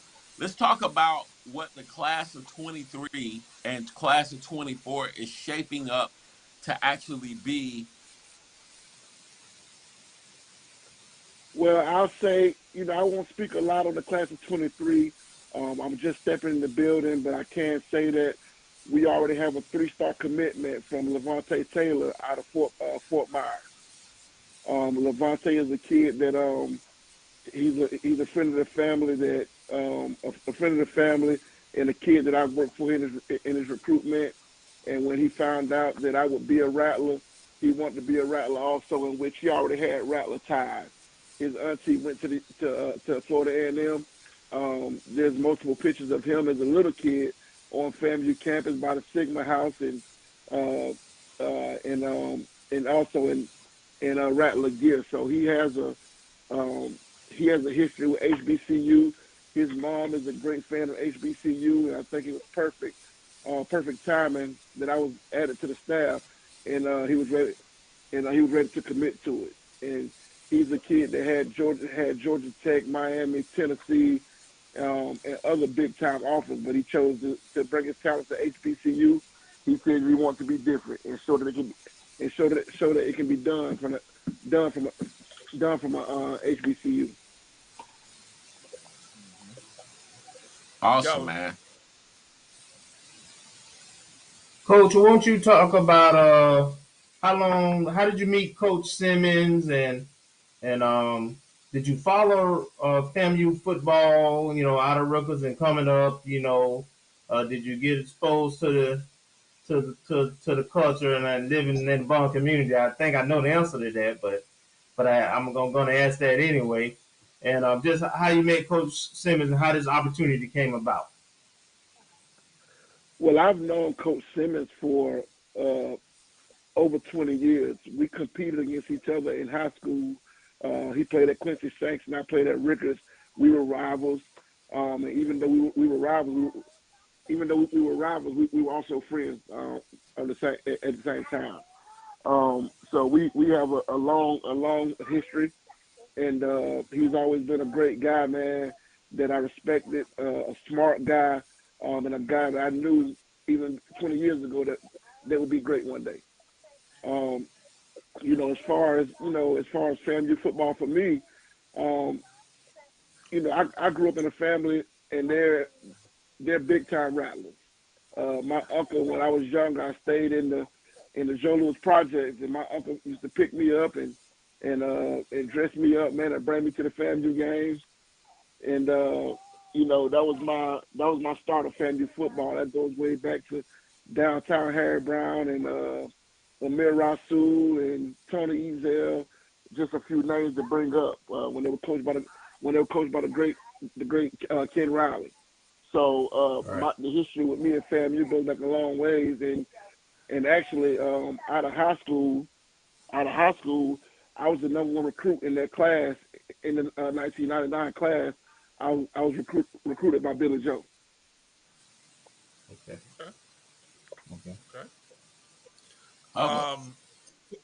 Yeah. So Coach Riz, as the recruiting coordinator now, I mean, we kind of give us a little understanding of your role and how you kind of bring together the staff and all of the different moving parts, because we understand this is a large state, a lot of talent across this state. So kind of, I know you're just getting in the door, you're just getting in the building. So what kind of things are you hoping to be able to accomplish? And I think one of the big things I gotta imagine is this Strike 23 Junior Day event. So you can feel free to transition to that if you'd like. Yeah, the Strike 23 Junior Day event is it's a big event, man, and we thought that incorporating the junior day in the spring game, but make it even He's bigger. breaking up a little bit. Can you hear me? We got you, Coach. Go ahead. Oh, okay. Yeah, we decided to incorporate the Strike 23 in the spring game together to make it even bigger, and it's gaining a lot of traction. We're expected to have probably close to 150 high quality athletes on campus. Some 4-star, some 5-star guys, but even guys who may not be ranked. But I've targeted them as big time athletes. I mean, all athletes. There's some athletes that are fly under the radar that are dang good football players, and I've been able to find them. So give us an idea, or let folks know, if as much as you can, how does that work, or how does the you got everybody coming in. What does what would a day look like for one of those recruits and their family as they're coming on campus? I'm assuming on Saturday or maybe even Friday night. Right. Well, just a basic run through the day. We'll start off in the grand ballroom, and we'll have a meet and greet with all the coaches, and all the coaches will interview. Will introduce themselves. Position coaches, support staff, equipment manager, and Coach Simmons to go last and tie it up, and then we'll walk through the campus and kind of tell them about some of the buildings and different things that goes on the campus, and we'll gather down in the field house, and once we gather out in the field house, kids will take photo shoots and do different things like that, and take a tour of the facility.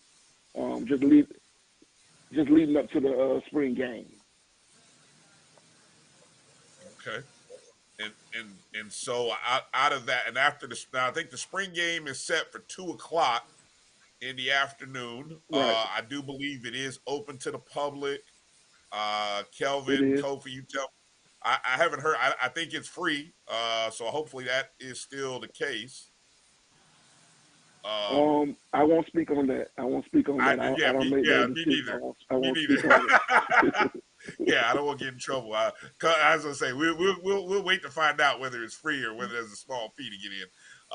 But anyway, so all of that, and then so that the photo shoot is where a lot of times you'll see guys in the jerseys and uniforms and stuff taking pictures in the locker room and all that good stuff, right? Right, and that's a big deal, man.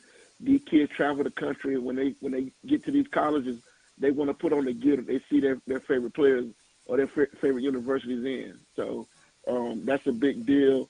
It puts a lot of smiles on faces, and kids get a chance to show off their pictures on their social medias and stuff like that. And we got some nice color combinations too. We got Kelvin, Kobe. How we got about 6-7 different combinations? I mean, we can, they can go ham on that stuff out there, right? Yeah. We have. They're looking good, man. And Coach, I know you probably. I don't know if you can talk about it right now, but I believe we got some more uniforms and some more gear coming in the fall. What? I don't know much about that. I'm just getting in the building. But if I know Willie Simmons like I know Willie Simmons, we're going to always be fly. We're going to be fresh now. So I don't expect anything less. I've known Coach Simmons for a long time. And I know he wants his guys to be dressed some of the best in the country. That's right. He's always casket clean. Coach, the $1 million question for a lot of fans and coaches and so forth. You got a tough job you coming into because everybody think they got somebody who want to be a Rattler and who can play. Some of them can, some of them can't. But if folks want to submit information on a kid or tape on a kid, etc., how should they do that? Well, my biggest platform where I receive film at is on Twitter. My Twitter is at Coach2 Bless. That's Coach2 Bless. If they want to follow me on Twitter and send the film over, I'll check it out and I'll pass it on to the position coaches, and they'll make the final decision. Upper coach. So let me ask this. How we looking, man? How we looking this spring? What we looking like? Man, I love the speed of practice, the tempo. I mean, the guys are moving around, the coaches are flying around. It's just been, it's been breathtaking. So I expect the team to move like that all through the summer and go into the Jackson State game moving the same way. We have a great deal of talent in which everybody know. It's just about putting it together and getting it out. So I think it'll definitely be a show to see. Good stuff. Well said. Well said. Well, hey, Coach, we appreciate your time this evening. Pleasure to have you on. Welcome to the family. Welcome to the staff. We look forward to continue to tag you in anything and retweet anything that you send out for sure. And again, your Twitter handle for anybody who or any recruits or anybody who wants to connect in with you, it's at Coach2 Blessed, and that's where you can read Coach Riz. And Spring Day, April 9th, the spring game, orange and green game. It's also Strike 23 Junior Day as well. That's going to be a big day, Coach. So we appreciate your time, and you guys got a lot of work to do, I'm sure. So we're going to let you go, and thank you for your time again. Hopefully we get a chance to meet you and talk with you for 5 seconds or so when we come up there for April 9th for that game, okay? Okay, and I appreciate you guys for having me, and go Rattlers. Let's go. Well said. All right. Again, that's Coach Riz. We already got him saying "Go Rattlers," so it's all good. It's all good. He's been a Rattler all his life. That Wildcat thing was an imposter. There was just a little moment in time. He ain't no Wildcat. He's a Rattler. That was who was the coach in that time? Was that Alvin Wyatt? Was that Wyatt? 99. That was Alvin Wyatt. Alvin Shine Wyatt. Alvin That's Shine right. Wyatt. Shine. That's my guy. I like Shine. Clean as a whistle. All right, let's take a break, come back and wrap up the show after this. You're watching the O&G StrikeZone. Brian, Kelvin, and Kofi. We'll be back in just a moment. The Sweet and Smoky Salmon Rub infuses smoked black pepper with dehydrated maple syrup, pink Himalayan salt, ginger, thyme, mustard, and more to make a sweet, savory rub, perfect for salmon, trout, and other delicate seafood. Let's get back to strolling instead of scrolling. Before we can safely come together, we need the facts on COVID-19 vaccines. Visit getvaccineanswers.org so you can make an informed decision for yourself and for your family. When times get dark, we can't see the help that's all around us. Let 211 be your guiding light for mental health and other resources. Call 211 or visit 211.org. Follow the Black College Sports Network and all of our shows on YouTube. You can find us at MyJBN Online and on all social media at MyBCSN1.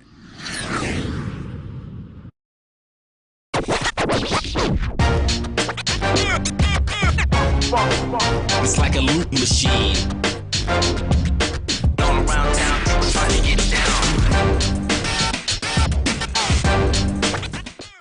Bounty versus the old family dish towel. Drying with a fresh sheet of Bounty leaves your hands cleaner than a used dish towel that can carry and redistribute food residue. So ditch the dish towel for better hand hygiene. Bounty, the quicker picker-upper.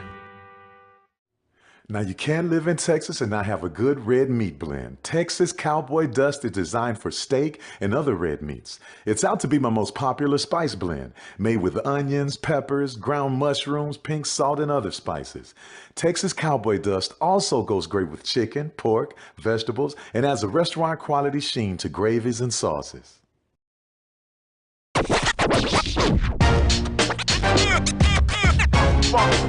It's like a loop machine. All around town, people trying to get down. Vanilla smoked sea salt seasoning is for seafood. The tarragon and fennel bring out the natural sweetness in seafood. I also use it in rice dishes, on yams, asparagus, blueberry pancakes, and believe it or not, chocolate chip cookies. Vanilla smoked sea salt adds a salty and savory component to sweet dishes that create a symphony for the tongue. Have you had your Earth Blend coffee today? At Earth Blend Coffee, we take pride in offering you the very best of beans across the world, blended and roasted to perfection, giving you superior quality and satisfying and flavorful taste. Experience the world in one cup with Earth Blend Coffee.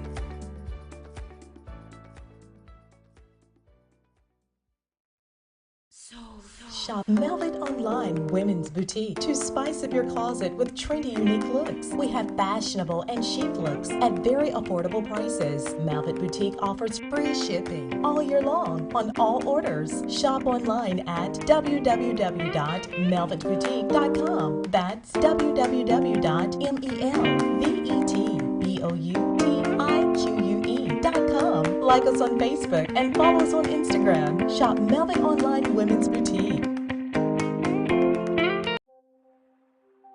The Sweet and Smoky Salmon Rub infuses smoked black pepper with dehydrated maple syrup, pink Himalayan salt, ginger, thyme, mustard, and more to make a sweet, savory rub, perfect for salmon, trout, and other delicate seafood. Let's get back to strolling instead of scrolling. Before we can safely come together, we need the facts on COVID-19 vaccines. Visit GetVaccineAnswers.org so you can make an informed decision for yourself and for your fam.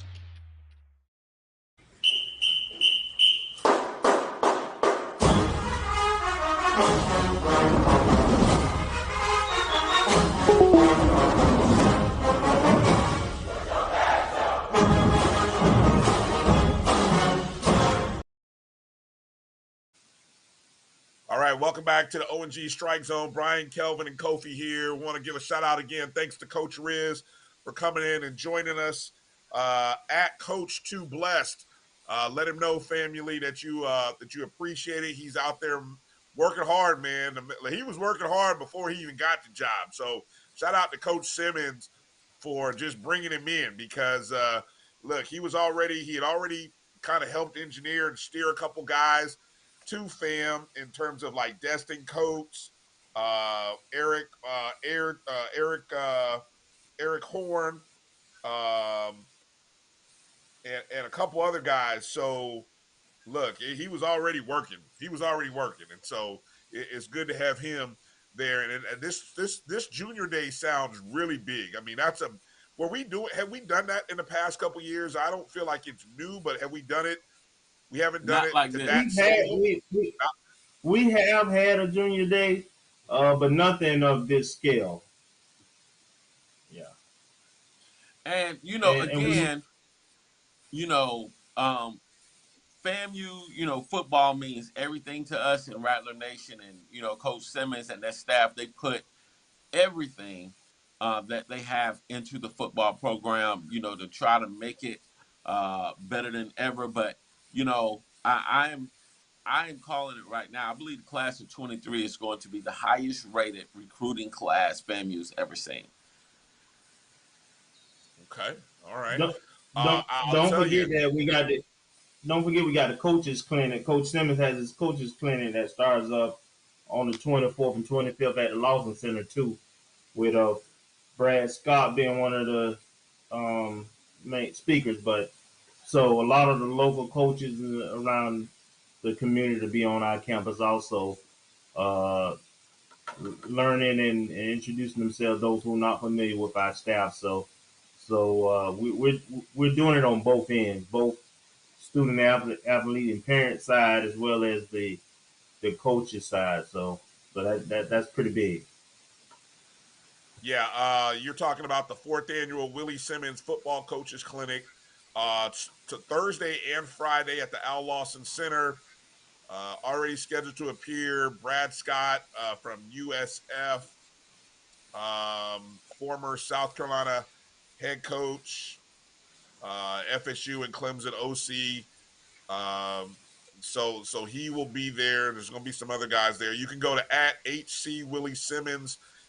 I'm sure there's still opportunities. If you're a coach, if you're a football coach in the area, high school, youth league, let's just say you're a youth league and you have ambitions of coaching in the high school or college area and leagues, and you can get to this type of thing, you want to be there. These are the kind of opportunities that give you a chance to network, but learn, especially if you're in the youth level. So I would encourage anyone who has an interest in coaching to get out to this event. My biggest thing, guys, look, with this Strike 23, obviously you got the orange and green game. So you're still developing your spring roster while you're recruiting. That's a lot of moving parts. I mean, if you think about the numbers that he mentioned, there's a lot of organization that has to happen there. So I'm just going to pray I know Coach Simmons runs a tight ship, and he has a lot of ducks in a row. So, but a lot of people have to help. So, I don't know if he needs volunteers or anything like that. I feel like folks should hit Coach Simmons up on Twitter and be like, Coach, if you need some volunteers to help check people in, I'm available. So, if you're available that weekend and you want to help out, go ahead and hit Coach Simmons up on Twitter. Who knows? He might need some extra volunteers to help out. You know what I'm saying? Because that's a lot of moving parts, and you're trying to make a good first impression on a lot of people. You know what I'm saying? So you got to be on point in a lot of different ways, and so we got to put our best foot forward in a lot of places. I did want to go back for a hot second, fella. I know we're coming up towards the end of the show, but going back to the refrigerated storage units, as I call them, no, the Boudreaux box, to give it the official name. It's what it's called. I did find that in this article by Vaughn Wilson in the Tallahassee Democrat, a top of the line customized model like the ones found in LSU and Alabama sell for $180,000. Okay, so that's top of the line. Now, I don't know.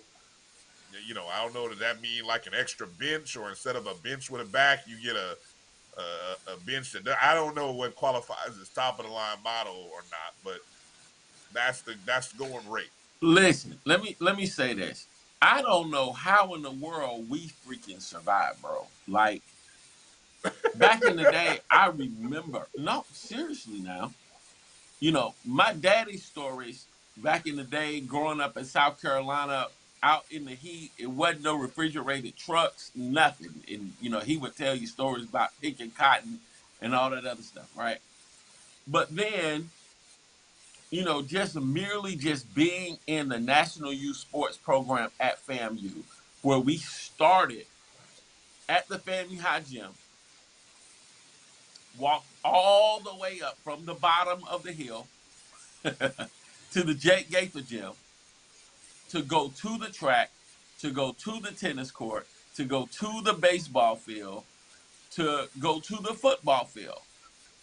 You might go swimming. You might not go swimming that day. You might.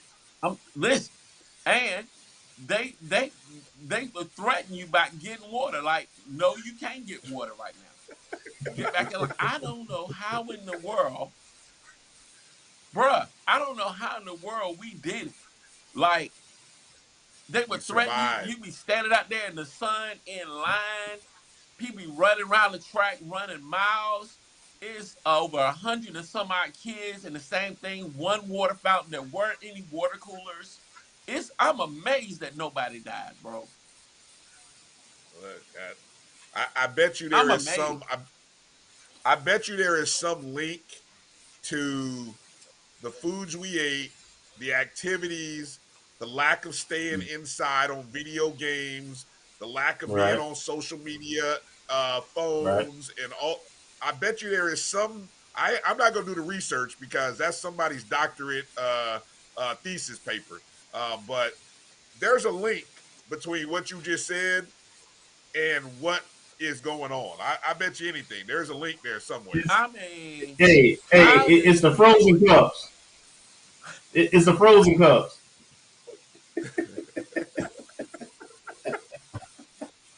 The Medusa cups of Kool-Aid, man. They did Listen, it. I don't know how we did it, bro. I literally, man, Coach Mungy and Coach Lang be looking at you side eye, talking about asking for some water, and Coach Jacobs be like, "Go give me another lap," you know, all that other stuff. Suck it up, you know. We suck it up. Wasn't no tears.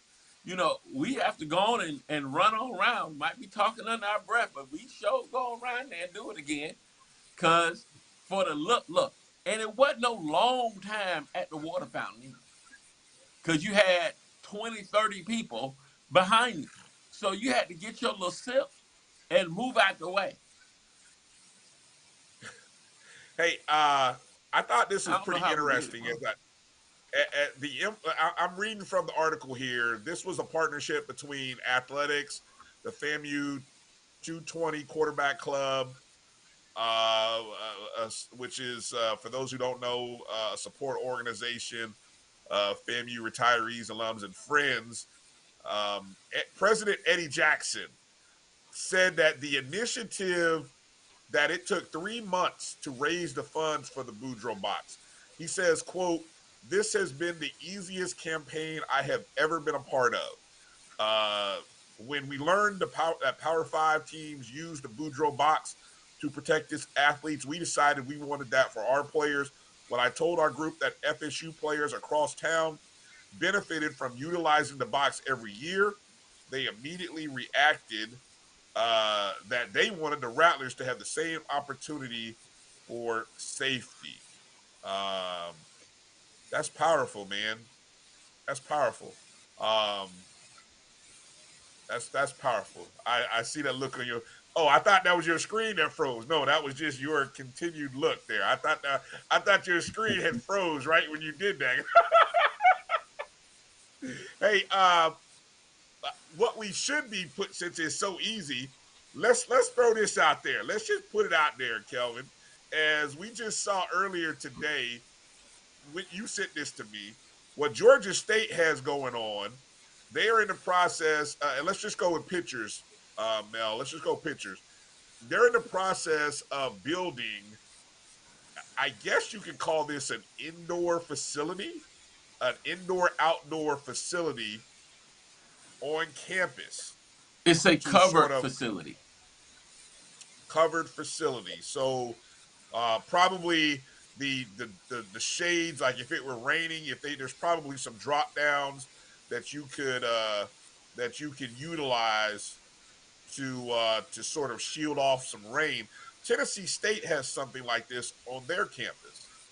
I Correct. know, yeah, I know Tennessee State has something like this on our campus. I don't know what numbers like this would run. There's a real cool video that they had as well, but I think this is that next step. I'm sure that will get talked about for FAMU. Now here's the question I ask you guys. You know, we got renovations going on to the stadium and all the other stuff, and there's the video there of the. Would you rather concentrate on continued improvements to the stadium, or would you want to see something like this? Kelvin, go. I'm a big vision type of person, so um, I'm all for the P3 because when you build things now, you're building it for revenue streams.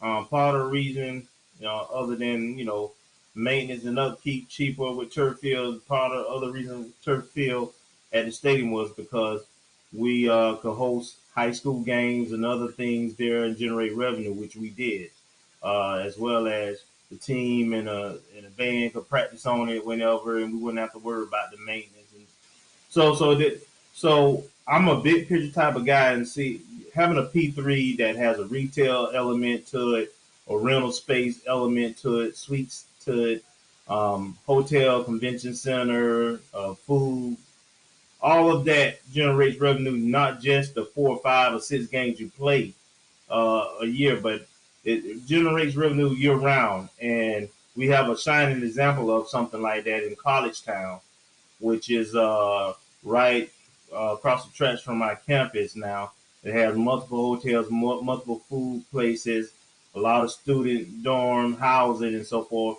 which even some of our own students stay in. So we're letting a lot of money go to which most of the development in that area is owned by Seminole Boosters. And so I would like, there's an Adams Street corridor uh, playing part of Tallahassee, CRA, and so forth. And if we move forward, phase 3 of the P3, then we have that opportunity along Adams Street, and that's what I would like to see.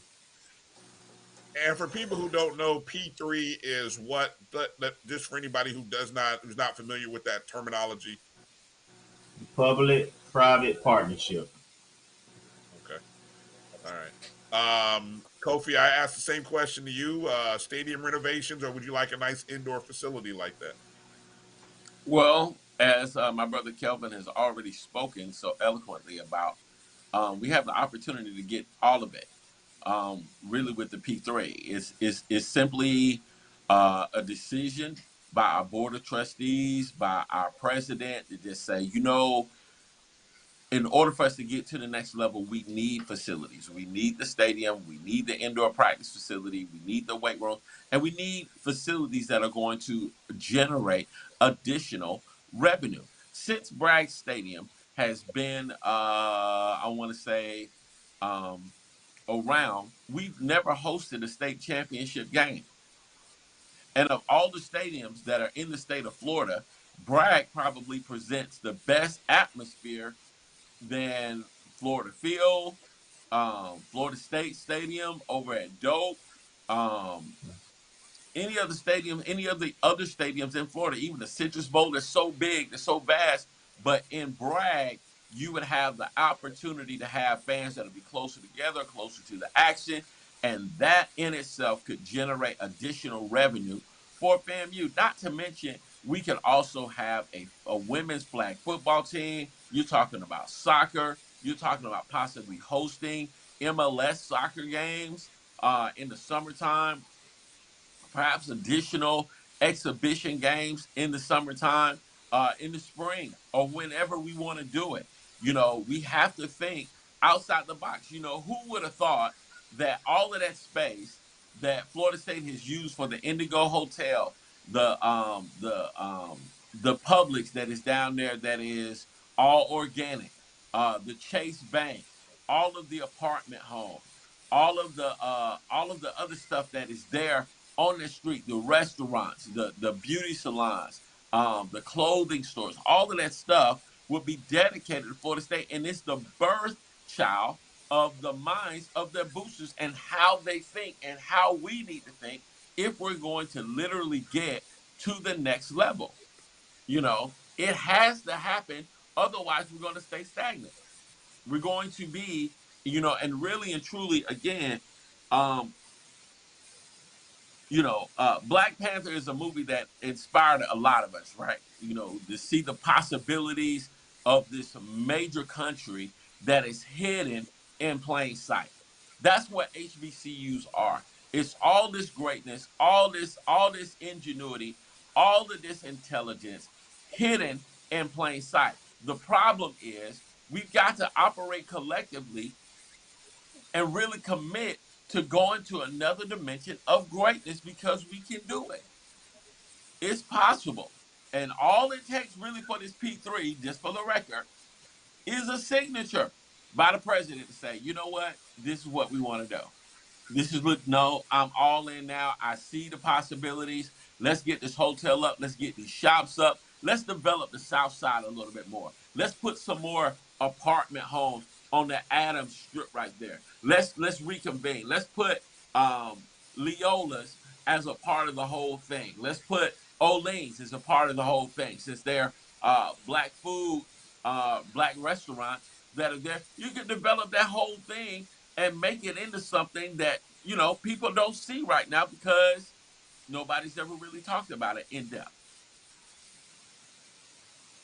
Well said. I want to bring your attention. I know we got to get ready to close up the show, but I got to bring this up because I just, you got me thinking about Board of Governors meetings because that's where we left last week's show.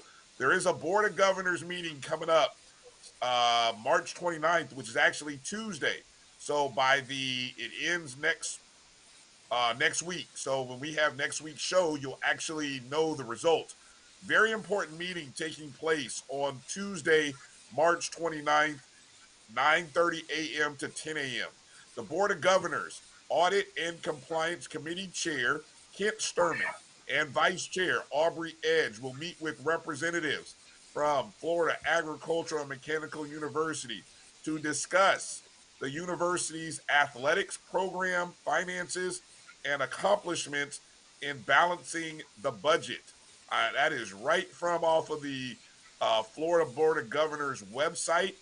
The location of the meeting will be at the University of North Florida's Grand Banquet Hall and their Adam W. Herbert University Center. So that'll be an interesting meeting. I think you can view that meeting online. There looks like there is a link to view it online. So again, that's Tuesday morning, 9:30 a.m. to 10 a.m. Look, and we've got to be engaged, man. Totally engaged. We've got these elections coming up. I'm seeing all these flyers.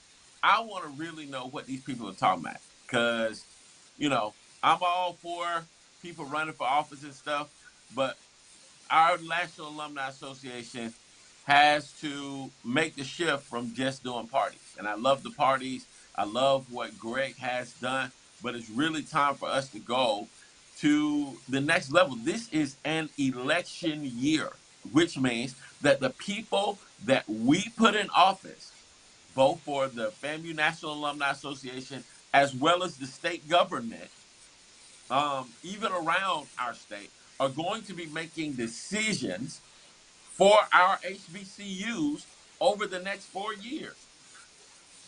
They're the ones that are going to be deciding who's going to be sitting on the Board of Governors, who's going to be sitting on our Board of Trustees. These people that we put in office, these are the people,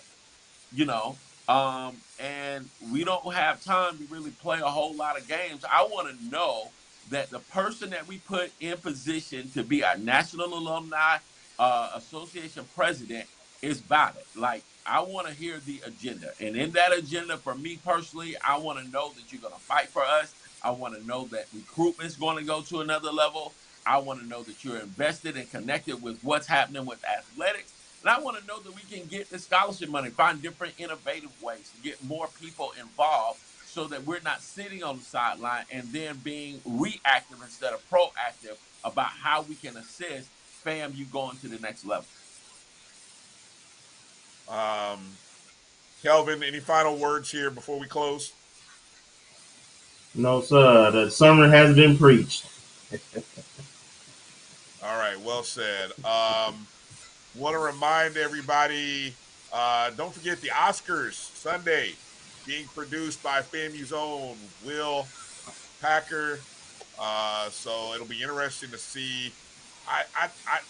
I got a feeling somehow, some way, he's got to have something FAMU themed. I don't know. I don't know if the 100's gonna make a guess. I'm just saying. I don't know. Kofi, maybe you got some. Don't say it if you got some inside information. But he's gonna do something that gives a shout out to FAMU and HBCUs. I don't know what, but it's gonna be something, right? You got to think so. Yes, maybe. Yeah. Yes. Maybe. Yes. Definitely. Yeah. So I normally don't watch the Oscars, But I will be watching this year, 8 o'clock Eastern. It just runs too long for me. But I'll probably watch this year because Will's producing it. That's going to do it for our show. Hey, reminder, let's put those, you guys want to contribute to the show, you want to send us a little tip. Every little bit helps the show, helps keep us going. You can go to our Twitter page right there. There's a little tip jar on the main page of the Twitter feed. Anything that you want to donate to the show is greatly appreciated. A cup of coffee, a bag of peanuts, a soda, whatever you might. I like to say, look, you go to I go to the convenience store way too many times, right? I told this story way too many times. I need to find a new one. But I go to the convenience store. I spend $3 on some BS at 7-Eleven. That's, look, I could go give that to another show. So, we appreciate any and everything that helps keep this going. You can also support the BCSN Pod Zone, which is where all of our shows go after it's done. You can always watch it on YouTube where you guys are, but you can go to the BCSN Pod Zone. You can support the Black College Sports Network and the number of Pod Zone shows that air in podcast format that allows you to download and subscribe wherever you can. Next week, we are working on an interview with the Orange Blossom Classic chairwoman. Hopefully that will come to fruition. We also are working on a couple other things. Don't want to jinx it, so I'm not going to mention it, but we might get into some discussions about NIL. There's some big deals that are happening in the world of NIL, so we'll kind of talk about that, and might have, we're working on some guests, so you want to make sure to share, like, and subscribe, and let a friend, let a Rattler know about this show, and continue to support as much as you can by following us on Twitter, Instagram, Facebook, and then go download that Jericho Broadcast Networks app on your Google or Apple Play Store.